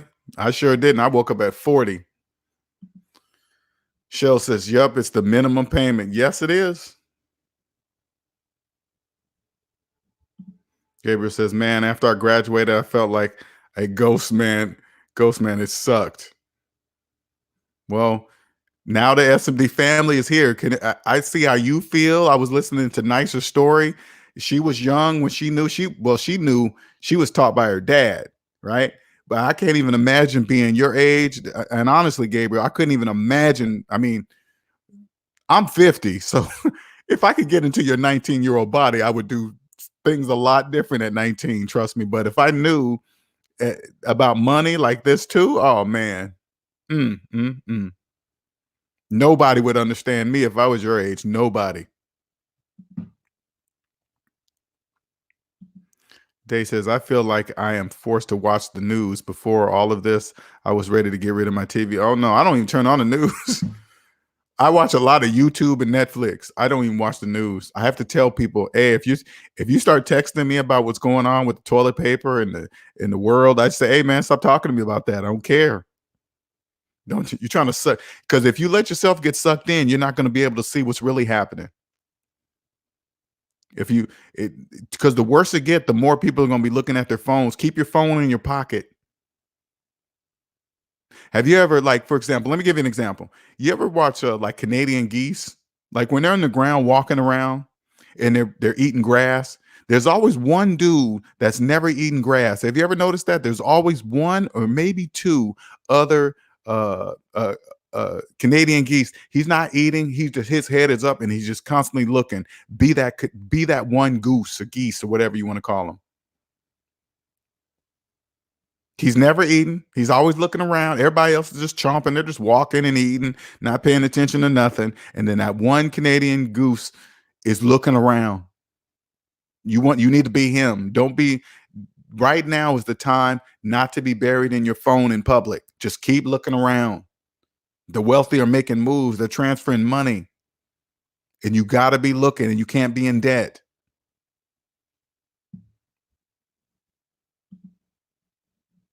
Cosmo says, go ahead and do a day. I haven't owned a TV in over 12 years. You can watch the news online. Yeah, you can use your computer. I mean, I still have a TV because I like watching YouTube on the big screen. That's the reason why I have a TV. I like watching YouTube, Netflix on the big screen. And sometimes I like watching my videos on the big screen. So Jared says, my sister has been out of college for 14 years and still keeps her student loan in forbearance, all while married, and has a house, and states it's never getting paid. She says it out loud, and she don't even know what she's saying, Jared. She's saying, I'm accepting of being a slave for the rest of my life. Telling the whole world, that she's accepted of being a slave. Mm, mm, mm. Cosmo says, Jared, your sister will not get her Social Security check. The government will take that check to offset the student loans. You better believe it. Nobody gets away with that. One day she's going to have to face it. They said some of this seems surreal, but it's really happening. It hit me yesterday. I keep my peace and calmness and just observe everyone else to see what's going on. See, I don't have a regular job, so it's not under me every day, because people will cram it down your throat. You get in the car, you get next. Oh man, did you hear this? Did you see that? Did you? Oh man, it just can you imagine how fast it passes with phones? Right? People can just send you links all day, and people don't verify nothing. You know. Hyphy says, highlight of the day was watching the madness at the grocery stores today. Only those out of the debt matrix can see it. Yes. You know, Hyphy, when I see that, this is what I honestly think. I think, okay, why are the wealthy making slaves do that? Why are they doing that? Why are they making, because like I said earlier, you pointed out the value of toilet paper changed and the toilet paper itself did not change. Nothing changed. The packaging didn't change. Even check it out. Even the manufacturer of the toilet paper, that didn't no longer matter. It didn't matter if it was Charmin. It doesn't matter if it was Costco. It didn't matter if it was One Ply. It all changed. It was every single company's toilet paper, regardless of ply, was now even, just like that, just a snap of the fingers. Why are they doing that? What's the reason? I just and that's why I keep watching, Hyphy. Why are they doing that? Well, okay, all right, okay. I know why they're lowering the gas. I know why they're lowering housing prices. All right, I know why they're freezing interest rate on student loans. Okay, I see that, but why are you making people pretend that something is going scarce when it's really not? I can't figure that one out. I'm still looking. Jared says, LJ, you are right. I'm a bachelor. And when I meet a woman, we talk about money and debt. The majority have that it's never going to be paid mindset. I wish them well after that. Oh, yeah. Jared, Gabriel, if I was your man, I don't know how old you are, Jared, but Gabriel, if I was your age, there would be a lot of women in my life that I would have never taken serious. I wouldn't have had to waste. I would have saved so much time. I would have been straight up with them. Hey, check it out. We can kick it. We can have fun. We can do this and that. But hey, we're never going to be serious. They're going to say, why? Because you're in debt. So it's never going to change. I don't want you to think that we're going to ever get serious and get married and have children and all that other stuff. We're going to always be safe. We're always going to use condoms. No, I don't care if latex is mean to you or bad to you. You're in student loan debt. I don't want any kind of accident to happen. You're going to guarantee it. If you got a girl you haven't, say like you just having regular sex with, and you know she has $150,000 in student loan debt, I guarantee you will never forget to put a condom on. Guaranteed. If she ever try to convince you that, hey, not this time, you're gonna look at her like she's nuts. You're gonna be like, are you crazy? Oh no, we're using a condom. Believe that.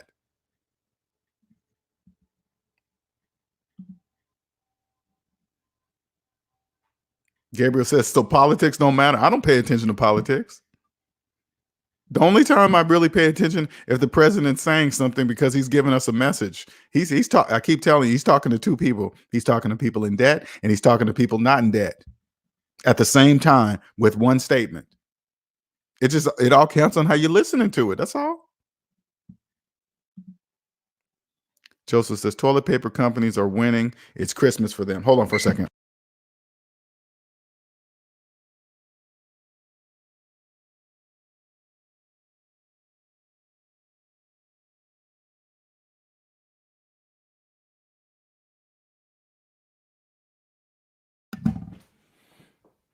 Yeah, it's Christmas time for them, but check it out. Check it out, Joseph. Check it out. Again, if I had some money to play with right now, because right now I'm only investing in myself right now. So this is what I would do. Right now, I bet you toilet paper companies, they're probably at their highest stock price right now. Right now is the time to buy. Right now, right at the height. Right now. And short it. And short it. Buy it right now at its peak and then short it. This is why. Because now people got years of toilet paper, right? They've stocked up on so much toilet paper. Guess what? When things go back to normal, nobody's going to be buying any toilet paper. Crash time. They're not going to be making any money because nobody's going to need it. They're going to have plenty of it.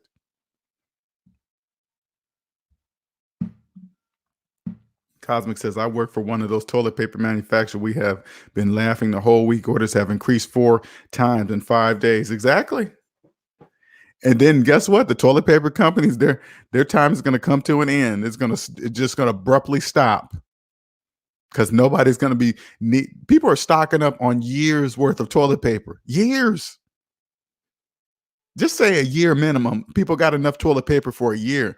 All those people got toilet paper for a year. So when it comes back to normal, all those stores get restocked. Nobody's going to be buying any toilet paper. Stocks are going to go down. And guess what? You win. Dave Sincere says, women hate when you call them out on their finances. If I was 19, 21, I wouldn't care how they felt about it. I don't care how you feel about your debt. You in debt? Yeah, I'm not. Sorry. I don't care which. I wouldn't care. It wouldn't matter. See, this is the problem when you're young. When you're a young guy, you get caught up on the fine, and she looked good, and she got this and that. When you're out of debt, $200,000. I don't care how fine the girl is. If you got $200,000 worth of debt, you are not going to change your mind, especially if you're debt free. It's never going to happen. Dave Sincere says, my ex, second woman to graduate from Wake Forest with a PhD in the sciences. Her student loan debt was damn near $170,000. You should have saw the face she made when I broke up with her. Oh, she was probably like, oh my God, how could he break up with me? I'm so smart. I got a graduate degree from Wake Forest and it's a PhD in sciences. I'm smart. You got $170,000 in student loan debt. You are a slave with a PhD. No, ma'am. Gabriel says, I thought I was the only one that thought about finances the way I do until I found this LJ's channel.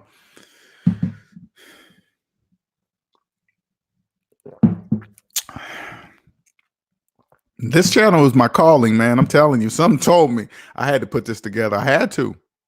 I remember, you guys don't know, but I was starting out on Facebook, which was the total wrong thing to do because people in the Facebook are just isolated capsule, right? I said, I got to get a bigger platform. So I just started making videos. I started doing lives and uploading videos. I was only talking to myself for like a year straight. You guys don't even get it. When I got on live back in the day, I was only talking to myself. Maybe one person will pop in and leave. I was like, I got to keep going. I got to keep going. I got to keep going. I don't care if nobody's hearing me. I'm going to make them hear me because I know I'm right. My math is right. Jared says, yeah, I'm 31 making six figures. And they definitely try to pursue and set traps.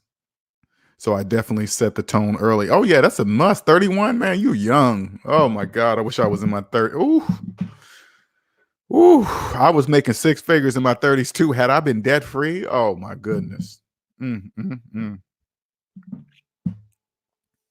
ain't worried about that though. I'm about to make millions and I'm debt free. So when I'm making millions, imagine this. Imagine this, Jared. You're debt free, making six figures. Imagine if you were making $1 million and you were debt free. Oh my God. Dave Sincere says she found an engineer to marry her. She moved out of her $1,300 apartment. He pays all the bills. That's how it usually works. She's probably in there right now. Okay, honey, we got to work on my student loans. Yeah, we do. Yeah. But then again, two people with degrees, they always get together. Oh, that person's smart. I'm smart. And then they both have $200,000-$300,000 in student loan debt. And so that's how they get together. Cosmic Wisdom says the stock price won't go down. We make all sorts of products. Most toilet paper companies do. Oh, it's going to go down some. Cosmic, it's going to go down some. When that many people that buying toilet paper right now, all of a sudden they just stop. Oh, it's going down. It's going down. I don't care how many products they make. Toilet paper's big. It's going to go down some. It's not going to put them out of business or anything, but it's going down.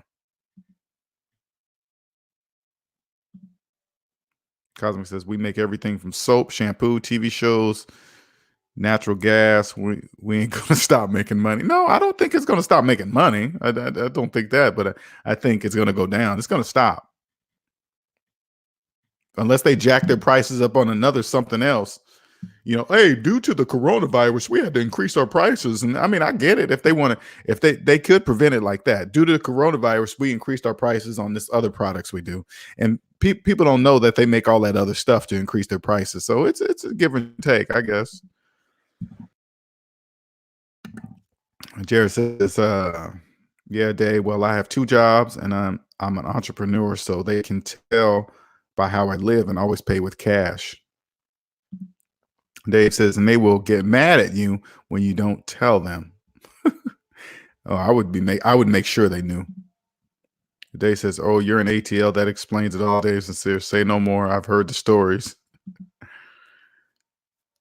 I'm in Atlanta as well. Joseph says, facts. I have accounts with Uline Grandeur. Okay, I don't know what that is. They are all sold out of toilet paper. Oh, okay, they must be it's toilet paper manufacturer until April.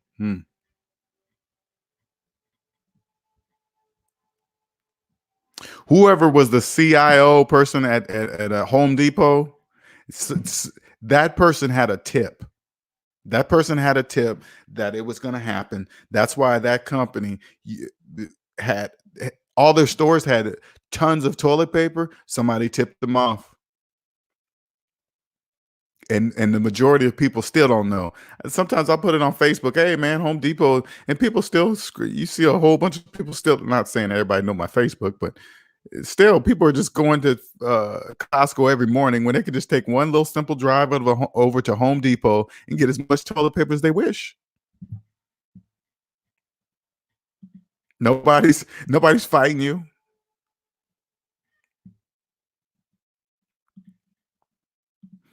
Jared says, yeah, that's a dream right there, LJ, making $1 million and not owing any. It's easy, Jared. You're 31, making six figures and no debt. That's easy for you. You're going to get there. Yeah. I put it this way, Jared. You'll be a millionaire by the time you're 40. All right. And first of all, if you think 30 is old, it's not. 40 is not old either. If you become a millionaire by 40, you're going to be good. You'll be a millionaire. Because I tell you what, right now, if I was debt free right now in my 30s, I would only work 10 years. 40, I would not work anymore at 40. I would not be working.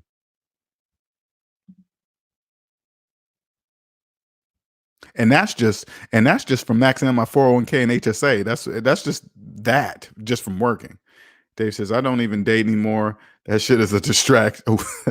That stuff is a distraction. I'm $1,700 away from being completely debt free. I would never have made it to this point dating these women in ATL. See, well, I mean,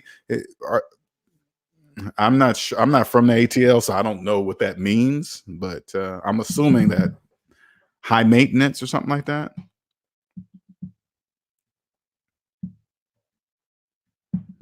Dave says 1724.89 to be exact. That's when you know somebody's getting out of debt. They always know down to the penny of how much they are about to get out of debt. They know exactly down to the penny. You can ask a person in debt, hey, you know how much debt you're in? They'll just take a guess. They'll never know.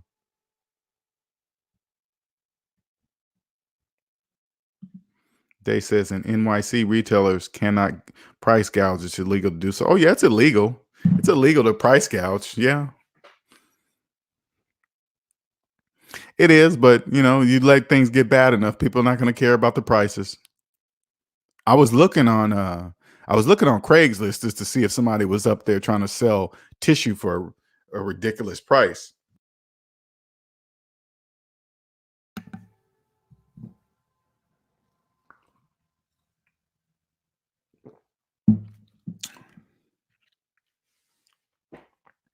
Just like puppets, man.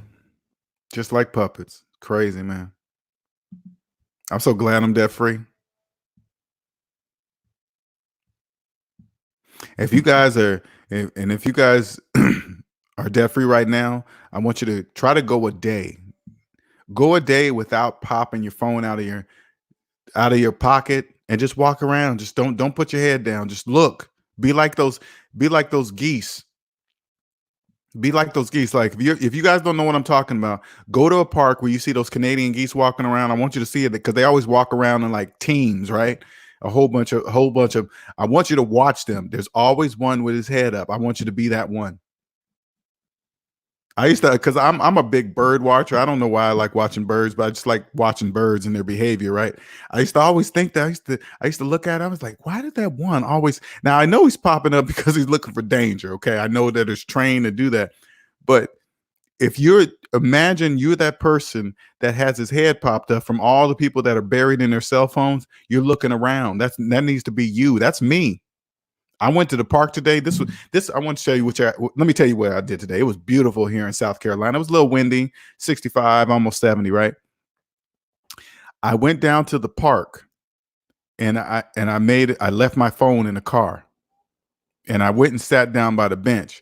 I sat on a bench. I watched the people running, walking. Now the runners, they didn't have the phones in their hand, but the people walking, they're looking at their phones. And I walked by. There's a big school. I mean, not it's a big park for kids to play. They're playing all over there, and you should have saw all the parents that are supposedly supposed to be watching their kids play, all buried in their phones, just buried in their phones. A phone in one hand, pushing the kid on the swing with the other hand, just plugged into the matrix.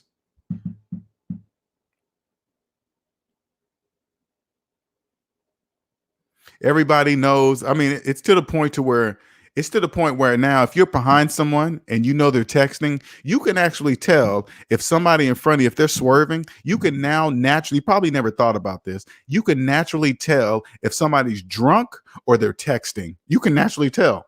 You can say, oh, they're texting. That's why they're doing that. Or I don't know how many times you're at a light and somebody in front of you is just sitting there, and the cars in front of you or in front of them are just gone, and they've been gone for a minute, and they're just sitting there. Why? Because they're looking at the phone.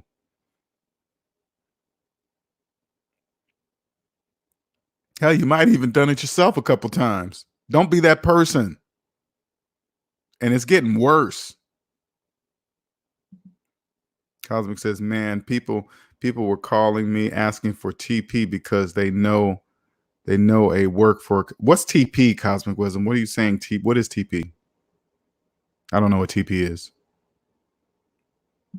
Craigslist got that tissue. Yep, got that tissue. You better believe it.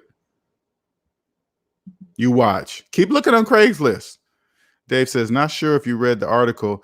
There's a guy named Matt Colvin, lives in Tennessee. Once this coronavirus thing came out last week, him and his brother drove across the state of Tennessee and bought all the hand sanitizer from every store. Holy crap. Wow. Smart. Hyphy says, how is it illegal to price gouge when consumers live price gouge? Consumers live price gouge? A la Supreme shirts, Montclair Jack. Oh,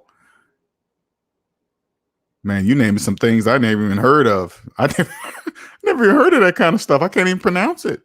Watches, Austin Martin, etc. sounds legal and preferred by yeah, it's business. If they want to, you know what, to me, if somebody wants to charge, I know stores can't do it, but if somebody wants to buy some tissue for $20 and they want to sell it for 100, you want to sell it for 100, whatever. Sell it for 100 doesn't mean I have to buy it for 100. They says, oh yeah, the guy who has $17,000 worth of hands of sanitizer. What an idiot. That's what happens when you're greedy. He reaped what he said. Well, he might still be able to sell it though.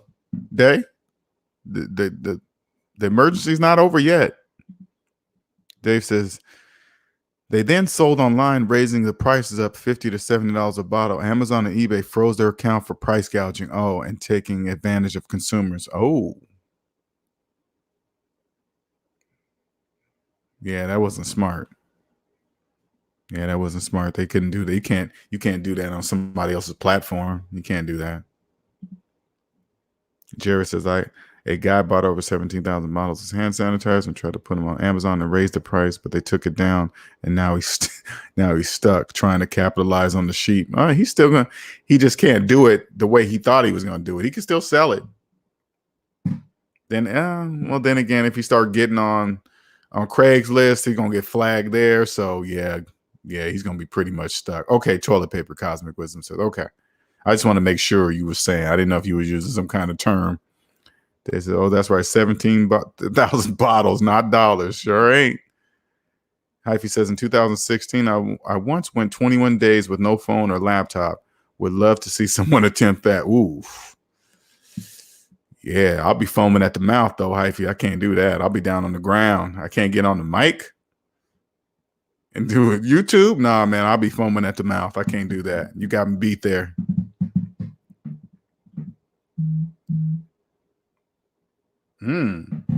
I just got an email like somebody's trying to do a account recover me on my account. Wow. Crazy. That's why I got that 2-factor authentication.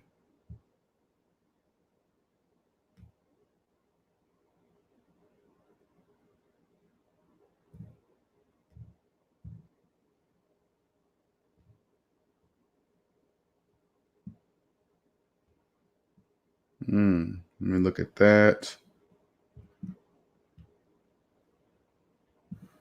Where'd that go?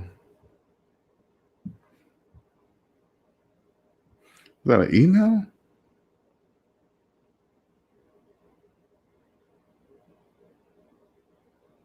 Okay, that's one second, you guys. Let me look at something here. Then it vanished. Somebody tried to do account recovery on my account. That's weird. And then it vanished.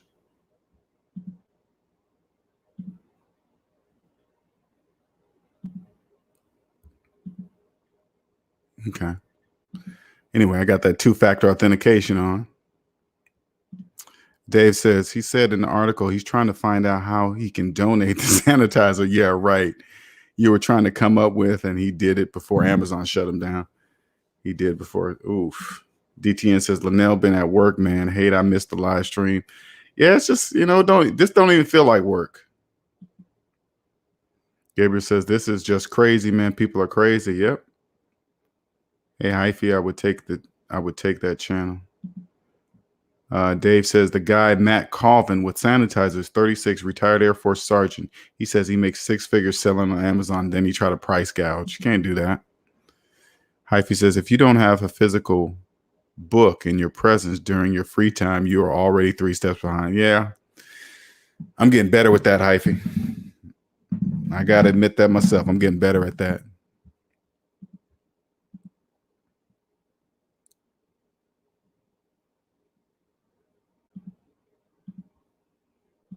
You better believe a bunch of scams are going to be happening right now. This is when scammers come out in droves. This is when scammers come out in droves. People get desperate. They just stop paying attention to stuff, and then they get scammed. Like for businesses, all he has to do is go outside and sell each for $25, like people sell CDs. I know he got to. You're right. Like for business now that he can't do the electronic platform, but now he's taking a risk. What, he gonna have a whole van load of hand sanitizer? Hey man, I got the hand sanitizer. I got a whole truckload right here. Oh, you about to get jacked. Good luck with that. Cosmic says somebody trying to hack into your phone to get that PayPal account to get to that hand sanitizer. Yep.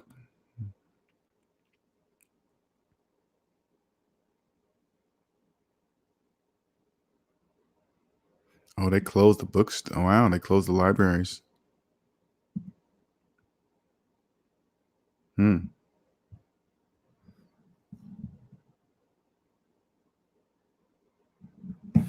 wondering why that notification disappeared. It usually comes in an email and say, hey, somebody tried to do this and that, but then I can't find it.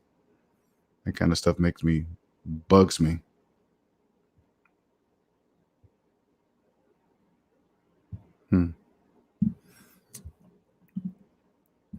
Because people in debt, these scammers, they really start trying to go after stuff right now. That's why I turn on two-factor authentication on everything. I let those scammers get the low-hanging fruit. People that got their stuff renamed after their pets and stuff like that. With what's two-factor authentication? Oh boy, you're in trouble.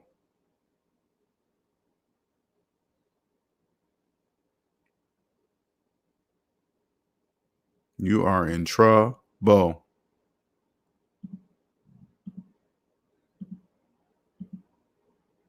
Turn that off. But anyway, let's see. Cosmic says, I hope it wasn't a phishing email. And no, it probably was. Doesn't matter. I don't open them up. I just look at them. It's like, oh, okay, whatever. Jared says, LJ, what's Saturday like for you since you're out of the debt matrix? Saturday for me,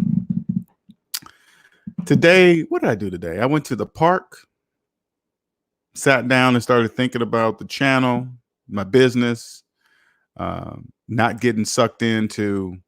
My main focus right now is the more people get more and more panicked, I disconnect myself from the news. I stop looking at my phone all the time so I can always keep my head up and look around so I can see what's really happening. And then when I see the president announce something, just like I missed the one that they said the president announced that he was going to freeze,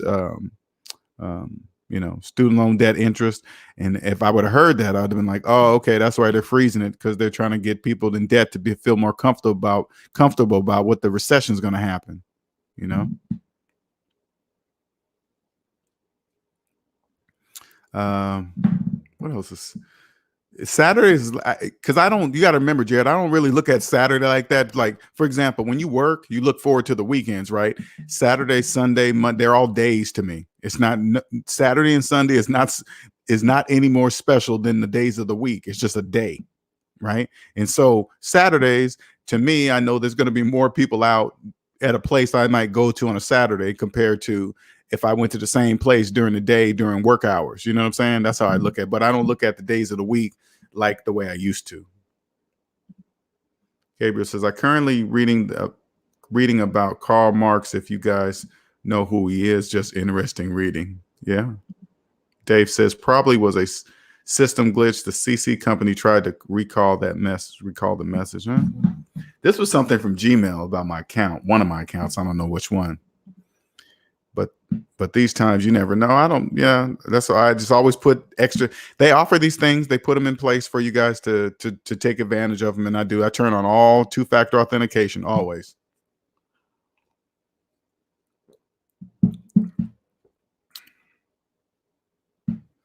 Day says, have you heard about SIM card scammers? Essentially where they port over your number and can steal money from your accounts in minutes. Ooh. Oh boy, that is because people do everything on their phone. So if you have Cash App,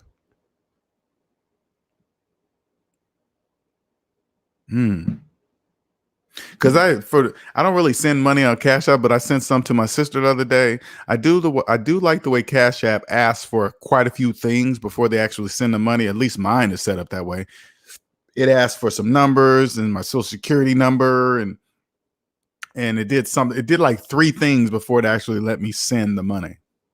But that's smart too. I don't do banking on my phone. I don't have my bank app on my phone. That's only on my laptop, and I only go into my bank account when I'm at home on my own network. So I don't really log into my account when I'm at Starbucks or something like that. I just don't, and I definitely don't do it on my phone. So, and there's too much activity on cell phones, apps and stuff like that. So I don't have any bank information on my phone. I don't do that.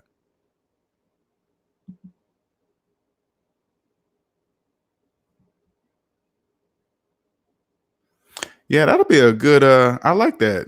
Do a SMD group voice chats on Saturdays. That'd be cool.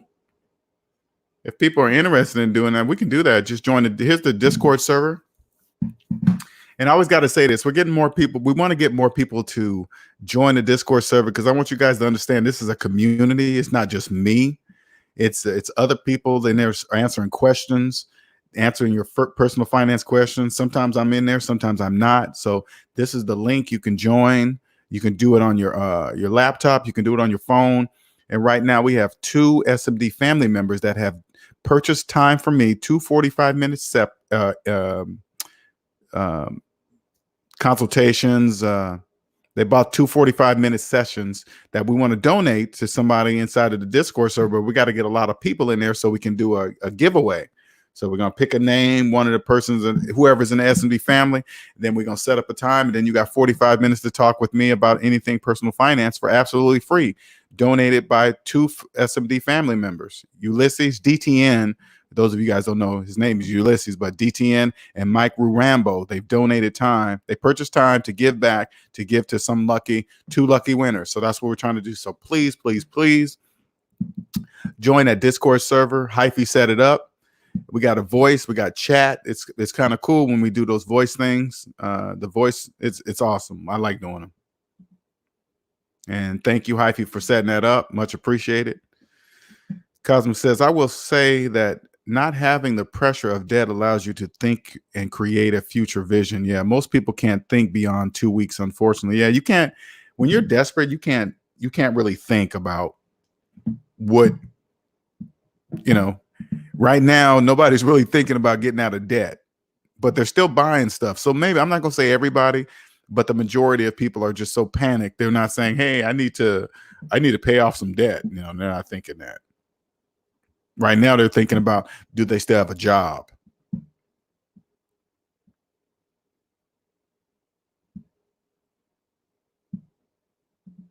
They says so two-factor authentication works for the scammers because they can verify the code that is texted to your number. Ooh, cheesy. Ooh, you're right. Damn. That's good. You're right, Day. You are right. Mm, mm, mm. So if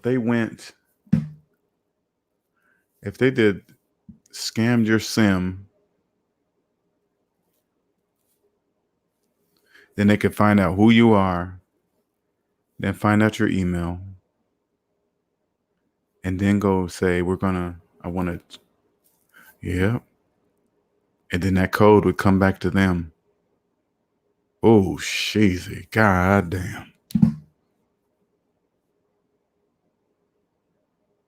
Damn. Mm, mm, mm. That's true. Then they can two-factor authentication is bypassed. Yep. Wow. Yeah, that's pretty good. Okay. I will have to look that one up. I got to look that up. SIM card scammers. Dave says, I have a million credit apps on my phone. I'm always monitoring it multiple times a day. My credit is frozen. So none of my credit, I don't use it. So I just froze all 3 credit bureaus. Dave says, yes, Cosmic Wisdom, I am experiencing that. When I got my check, there was absolutely nothing I needed to do with it, and it felt good. Yeah. Dave says, let me tell you, when you're living in debt, you're always living and thinking about paying. And when you have to pay, at least I was, now I'm focused on what I can do to invest. How can I make this work? Yeah, you think about money totally different. I barely think about money, but they got me thinking about this two-factor authentication. I said, if they get a SIM, if they clone your SIM, because I remember they used to clone phones way back in the day, so I don't think this would be any different. Clone your SIM,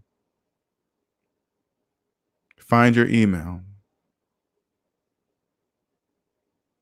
Shoot. Wow, that is good. That is really, really good. Wow. Ooh, I got to read about that one. That one got me a little.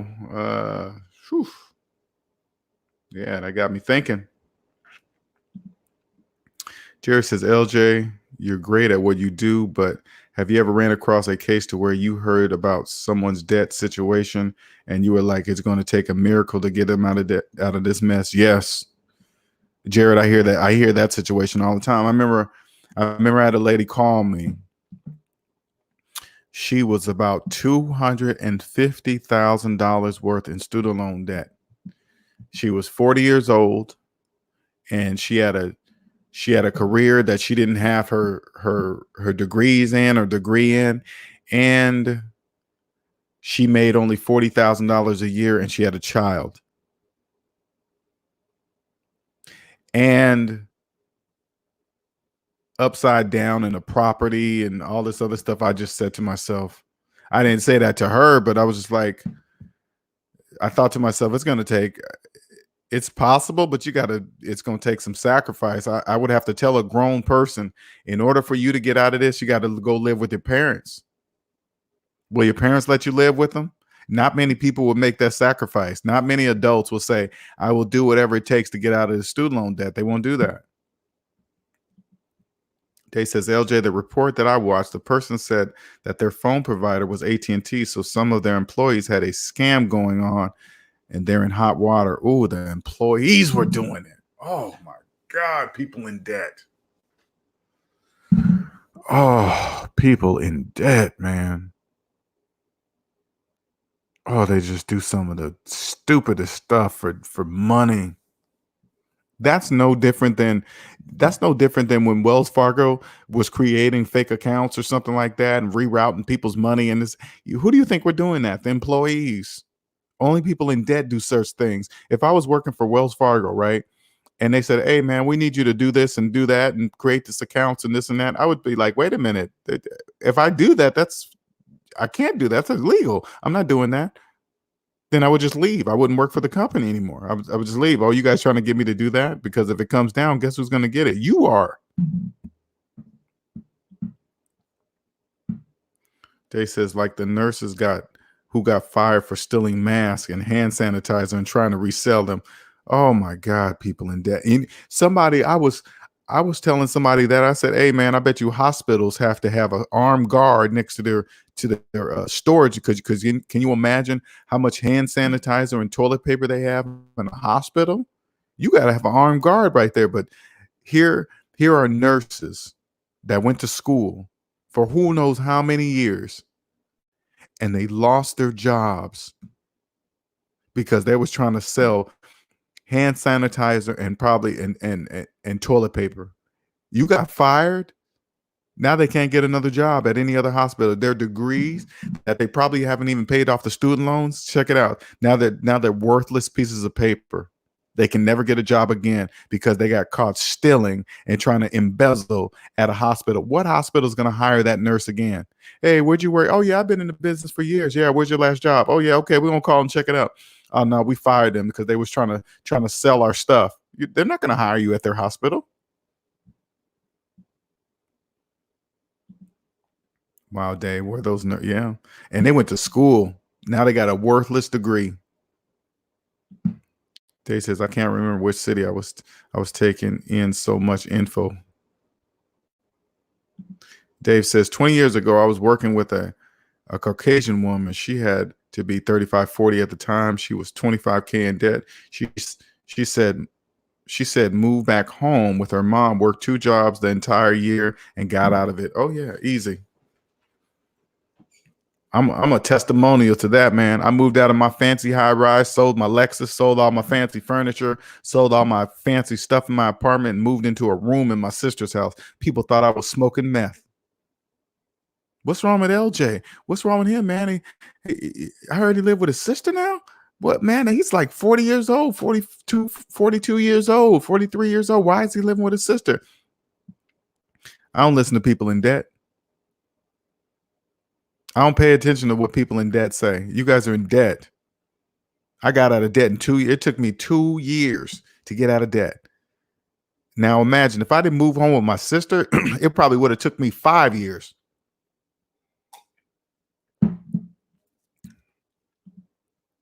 It says, I always thought, damn, I could have done that. I was 20, 22 at the time. Yeah, but pride kicks in.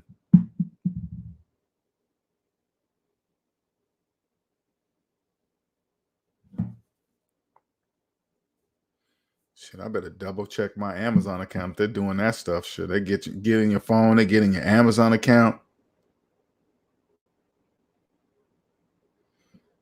They can have a freaking fiesta up in your account, boy. I tell you. That is a magnificent plan. I got to read on that. Ooh, I got to read on that. You got me thinking about that day. I was like, yeah, I got on 2-factor authentication. Yeah, they're stealing your SIM and getting the. Oh, I'm like, uh-oh. I guess that bypasses two-factor authentication. Uh-oh. Better pay attention to that.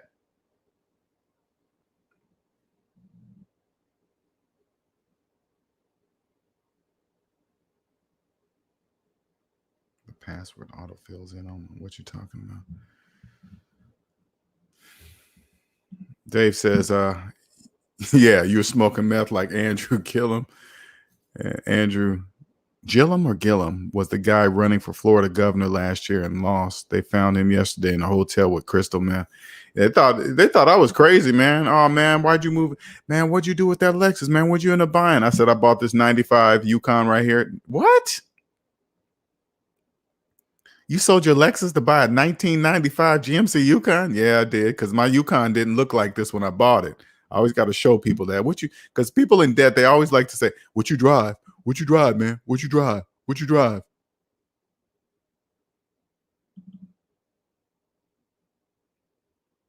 What you drive, man? They always say that. I don't know why people in there always want to know what you drive. And I always like to show. And when I tell them, oh, I got a 1995, they be like, 1995. I say, okay, let me show you what it is because I'm not in debt. This is my 1995 GMC Yukon 2-door. This is what it is, okay? This is how a car can look when you're not in debt. Anything that goes wrong with that car, I just get a new piece on it. That's it.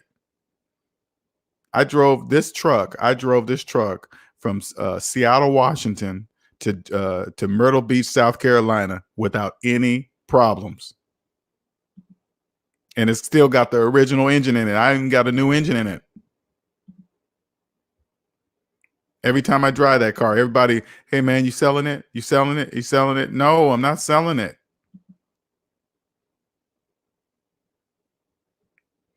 Stop asking me.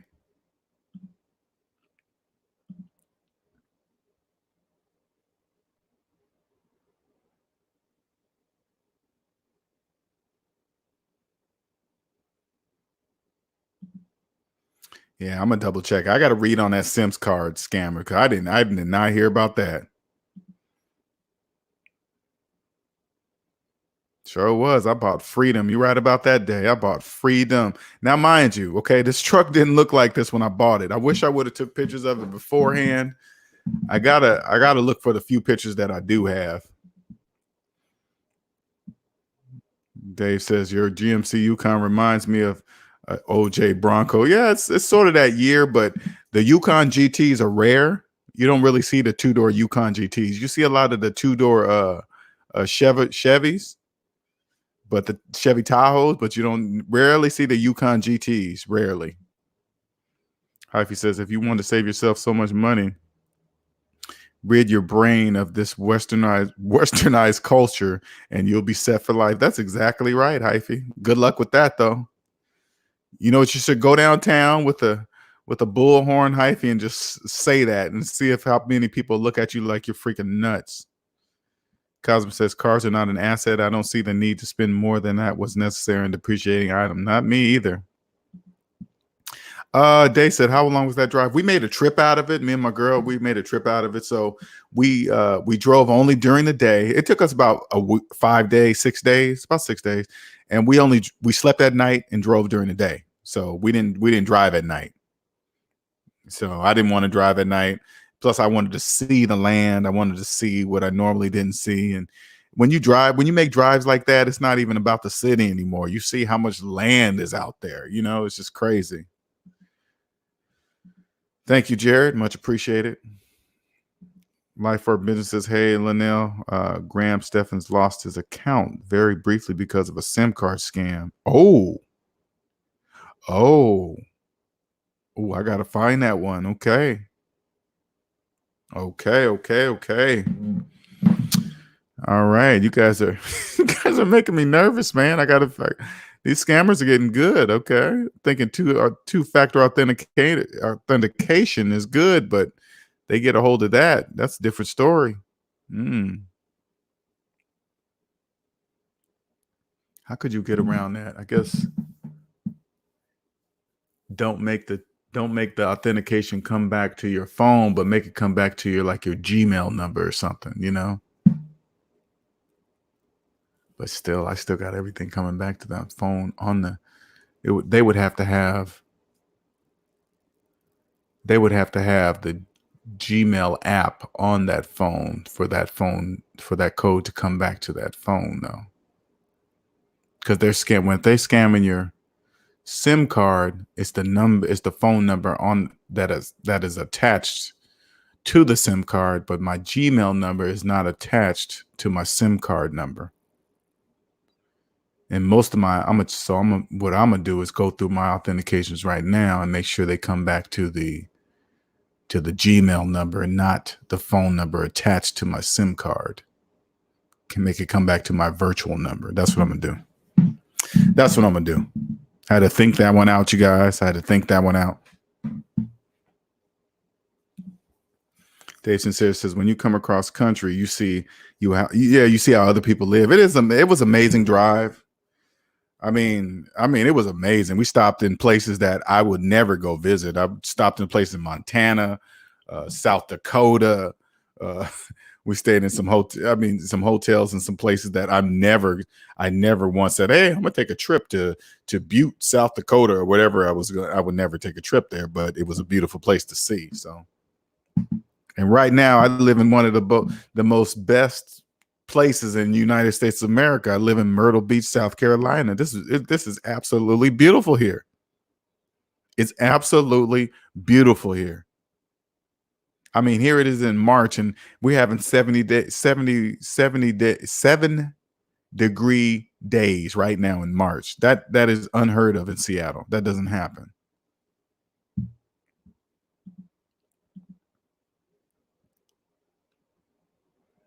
Hey, bro. Hey, little bro. Hyphy's a funny dude, man. He be cracking me up. Allegedly. Allegedly. They says, yeah, sometimes you can have them authenticate via email, cell, or have it call your phone with the code. You need to access the app. Yeah, I'm glad you brought that up, Day. I'm gonna go through my stuff and make sure it's pointing at. I'm gonna take everything off my phone. I don't really put, like I said, I don't put banking stuff on my phone anyway, but I'm gonna switch that up right now and make sure it's going to my virtual number and not the number assigned to my phone. So just in case if that happens, okay, cool. Life for Businesses, all my accounts were hacked.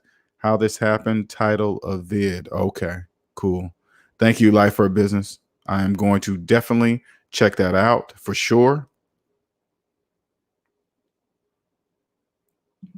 Jared says Myrtle Beach is one of my favorites.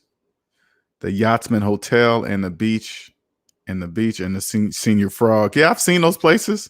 I like today, Jared. I drove down by the beach today. This is what I did on my Saturday. I went to the park, watched the ducks, watched the people, walked around the park for a little while, and then I got in my truck and drove down to the beach and drove down to the main strip. Just that's what I do. It is so lovely being debt free. I can't even explain it to you guys. It's lovely. Nothing like it. They says people like that get hacked because they tell too much of their business on social media. So just be careful. Yeah, I'm on social media, so that's what I got to do because I'm not going to let some hackers change my day or change my channel. So I'm just going to be a couple of steps ahead, you know. Because it's like, people think hackers are some kind of sophisticated somebody, right? But all they just look for the holes that you leave open. You just say stuff, you say stuff that you normally don't say, and you don't take advantage of extra precautions, and you sign up with weak passwords and stuff like that. They just look for the holes. That's it. I think they hacking people out there, y'all. Golden Silver Surfer, hello from the UK again. It's been a while. Yeah, it's been a minute. Hope you have been well. I drive a smart car here in the UK, and I've had it for 8 years. I'm also 105 kg with big shoulder and biceps and all. Now, we don't know what kg means in kilograms. UK, so you're gonna have to transfer that over to pounds so we can know what that means. Dave says, do you miss the living in? No, I don't. Dave, honestly, man, I knew I was going to be out of Seattle, Washington, the West Coast. It was nice. Don't get me wrong, but I love it here in Myrtle Beach, man. I'm never going back. I love the weather. When it rains here, yeah, it might rain here for a couple days, but I know it's temporary. Dave says, LJ, I also recommend that you add an extra password or passcode when contacting customer service at any company you do business with. That's the third way to. I also recommend that you add an extra password or passcode when contacting customer service at any company you do business with. Yeah, okay. That's the third way to authenticate. Yeah, you got to just. Right now, people are panicking, and so right now, you better believe scammers right now are they got low hanging fruit.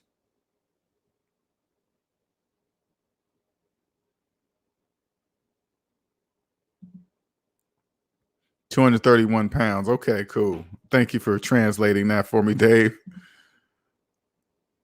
Dave says, nah, I'm not a hacker, just an informed consumer. Golden Gold and Silver Surfer says, I got the money to buy a brand new car, but I have been waiting on opportunities like with now to buy up assets. Yeah, you know what's so funny, Golden Surfer? I watch a lot of UK debt shows. So I like I watch Don't Pay, We'll Take It Away. Because the rules are different over there in the UK, right? That show, and I don't know if you're familiar with that show, but I guess that in the UK they got companies that can do. They use high court writs, and with those high court writs, they can walk into your house, and if you owe a debt, so those of you guys that don't watch this, you guys need to watch this show on YouTube, right? It's called "Don't Pay, We'll Take It Away," or "If You Don't Pay, We'll Take It Away," right? Well, because in UK they don't have guns, all right? They can't have guns, so this is why they can get away with this, okay? So they got these guys that they're sort of like bounty hunters. I'm trying to compare it to the US, but these people collect debts, but they have debt, they have power of the high court system. Now I'm assuming the high court must mean a very powerful top court something or whatever, because they supersede the local court systems or something like that, right? So they walk in with these high court writs. They say, "Hey, man, you owe this business $5,000," and everybody in debt says, "I don't care. We don't have it. This and that. I'm not paying anything." They say, "Okay, well, we're gonna take all your stuff in your house to equal up to $5,000." So they just have the power to come and take your car. They can pull TVs off your walls. They can just start collecting stuff in your house just like that. I thought to myself, there's no way they could do that in the US. They would get shot.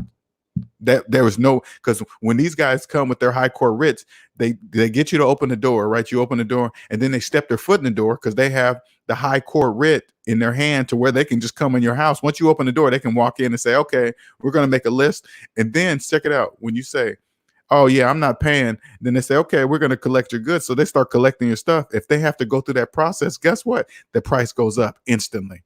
It instantly goes up. And they got these tow trucks. They got these now. The tow trucks there in the UK are different than ours. These tow trucks, they lift your car up, and then a handle goes over your car and picks your car up, and it lifts it to the back of the truck. Right? It's just the craziest stuff to watch, right?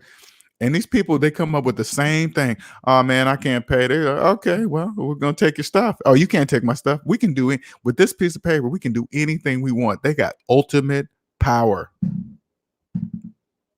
Okay, so gold and silver. Okay, we call them bailiffs. Okay, for those those of us in the U.S., listen, they're like bailiffs. Imagine a bailiff in a courtroom, right? But these guys look like the bounty hunters, but they're bailiffs, but they don't have guns. They have this high court writ. And tell me, Golden Surfer, is high court, is that like the high court of the land or something? Because they seem like with this piece of paper, they got like ultimate powers. Is that what that is? Cosmic says, "I love that show, man. I love that show. I ain't gonna lie, I love it." It's just as bad over there in the UK as here. People in the US, they think it's just here. No, it's in the UK too. Believe that.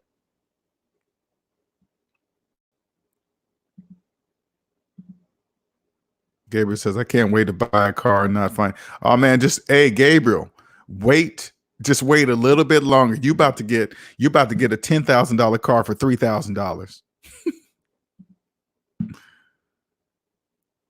Hyphy says they will knock on your flat and confiscate your items as collateral. Oh my day! I know when they was calling things a flat, sometimes they use words like, just check it out. When you watch UK shows, right? When you're an American watching a UK show, they'll use words that you don't know what they mean. So you don't know if that's a good word. You don't know. So you have to watch the person's reaction when they say it. Like when they talk about a person, this is how I can tell if it's a bad word, right? If they'll call a person something, and then I'll look at the person's face to see if they react in a negative way to the word they use, because they'll use things like, "Hey, look at this bloke," or they'll call him a bad name, right? And you can tell when it's a bad name because they get insulted by the name. So I'm like, okay, that's obviously a bad name. And just the words they use, it's just crazy when you're not from another country. Like when you hear like Sticks and stones will break my bones, but names will never hurt me. So if you go over to the UK, right, and they call you a bad name and you don't know what that name is, you're not going to be offended because you don't know what the name is, right? So it's just words.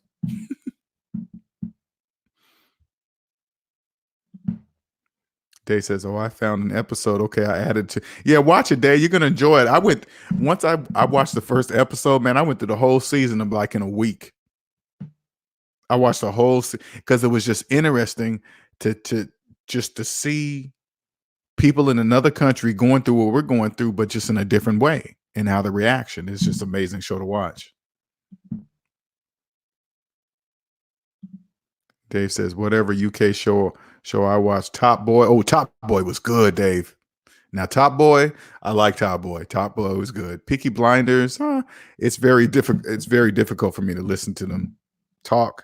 It makes a world of difference. But Top Boy was good. I like Top Boy. Top Boy was good."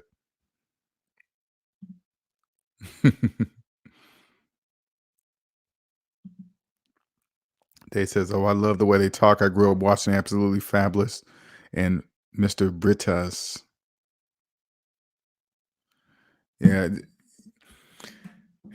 when like sometimes when people in the UK talk, I really got to concentrate on the words they use because they talk really fast, and it, I don't know. It's just okay.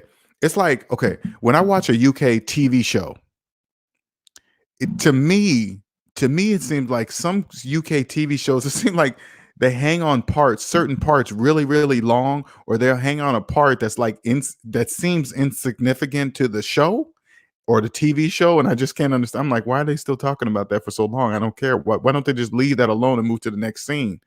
But it just doesn't make sense. But to me, I'm sure a person that's watching an American show, they probably feel the same way about American show. Why are they doing that? Why are they saying that?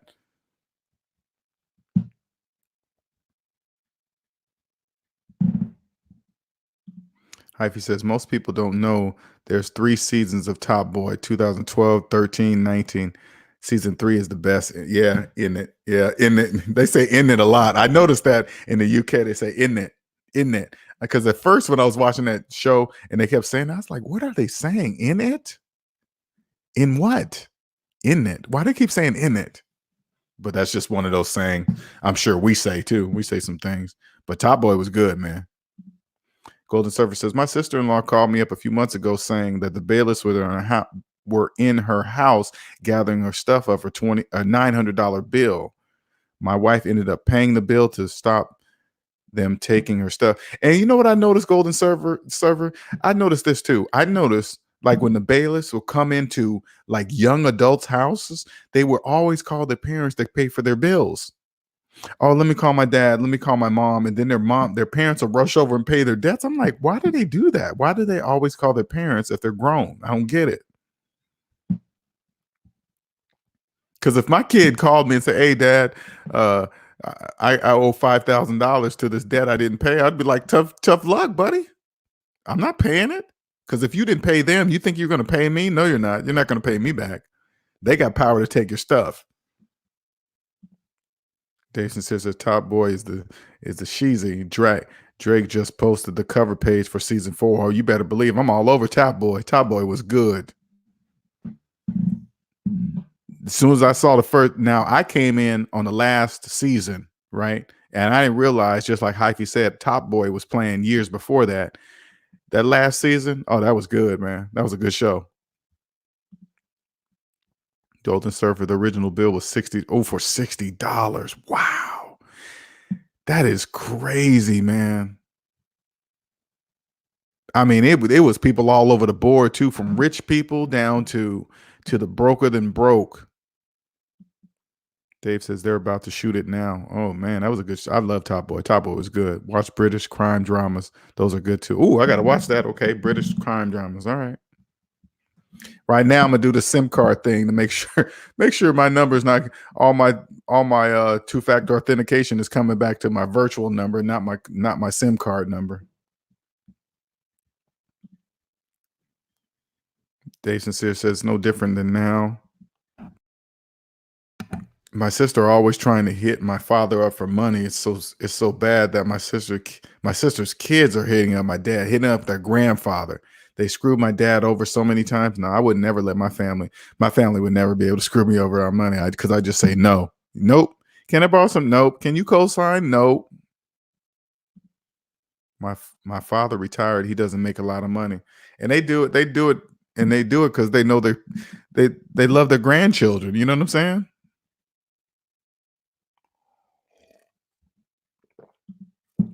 Yeah, you guys be looking out for the show. Tomorrow is Q&A Sundays where you can come on and you can ask any personal finance question of me or anybody in the SMD family in the room. I think I'm gonna come on to tomorrow about 10:30, 11 o'clock, but I'll give you guys an hour ahead of time. So I will send out a notice. And if you guys can join the Discord server, I'll put the time in there where the live show is going to come, what time the live show is going to come on, and then that way you guys can be ready. Okay, I usually do an hour ahead of time, so you guys have plenty of that hour. An hour beforehand is really good because if I do it too far, you guys might forget it. But an hour is just perfect time, so you don't forget. Dave says, yes, feel free to delete your internet cache, then sign in and change your passwords. Yeah.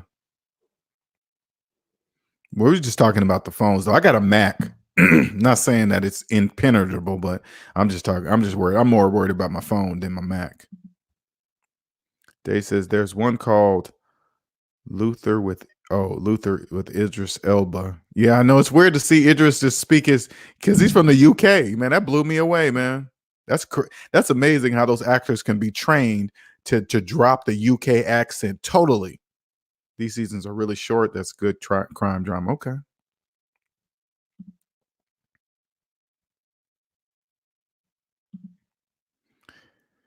Dave says NC Biggs. I'm doing well. Oh, okay, talking to NC Biggs.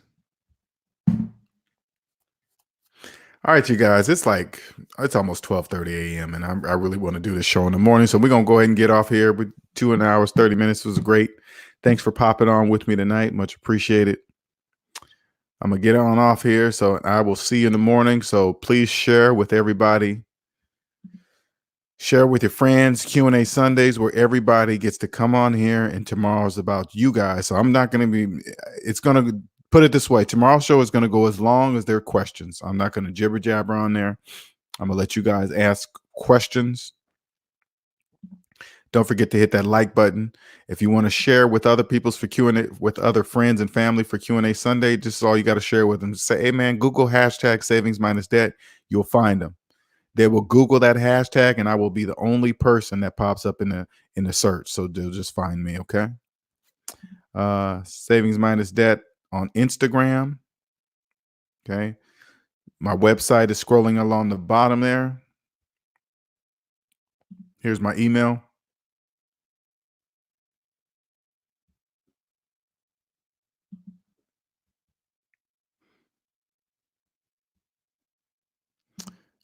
Golden Surfer says, I have mixed feelings about Top Boy. I couldn't really watch it because right now we have an issue with knife crime. I heard about that. Golden Server. The young black youth are over here are killing each other. Yeah, I heard about the knife crime. I heard yeah, you guys might not have guns, but knives. That's the funny thing about the US Golden Surfer. We're like, oh man, it must be good over there. They don't have no guns. But we forget about the knives. We have guns and knives over here, okay? We have double. At least they just have knives, but it's anybody can get a knife. You know what I'm saying? But that's crazy. They're killing each other. Oof. I heard about that. Yeah. Stringer Stringer was more complex. I'm not sure what you're talking about. Is that a show you talking about, Life or Business?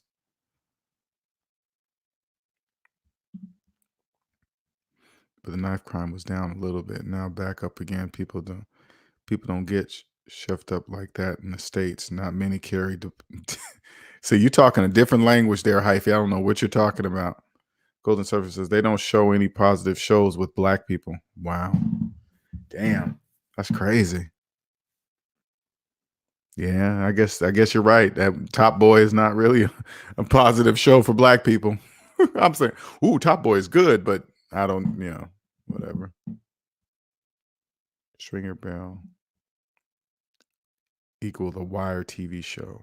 Oh, the wire. Gotcha. Okay. Oh, stringer bell is like the wire. Gotcha. Gotcha. Gotcha. Elbow in the wire. Okay. You caught about to get off here, Quentin. About to jump off here. Yeah. Well, hey, Golden, I hope you're able to join us. I don't know what I'm not sure what time is it there, but hope you can join us tomorrow for Q&A Sundays, you guys. I'm about to get off here. And you guys have so try and watch the second film Blue Story. Okay. Thank you for the shows, Golden Silver Surfer. Appreciate it. You guys have a wonderful night. Thank you for jumping on. 2 hours, 30 minutes. Wow, that's a long show. See you guys in the morning. All right. Have a good one. All right. Bye.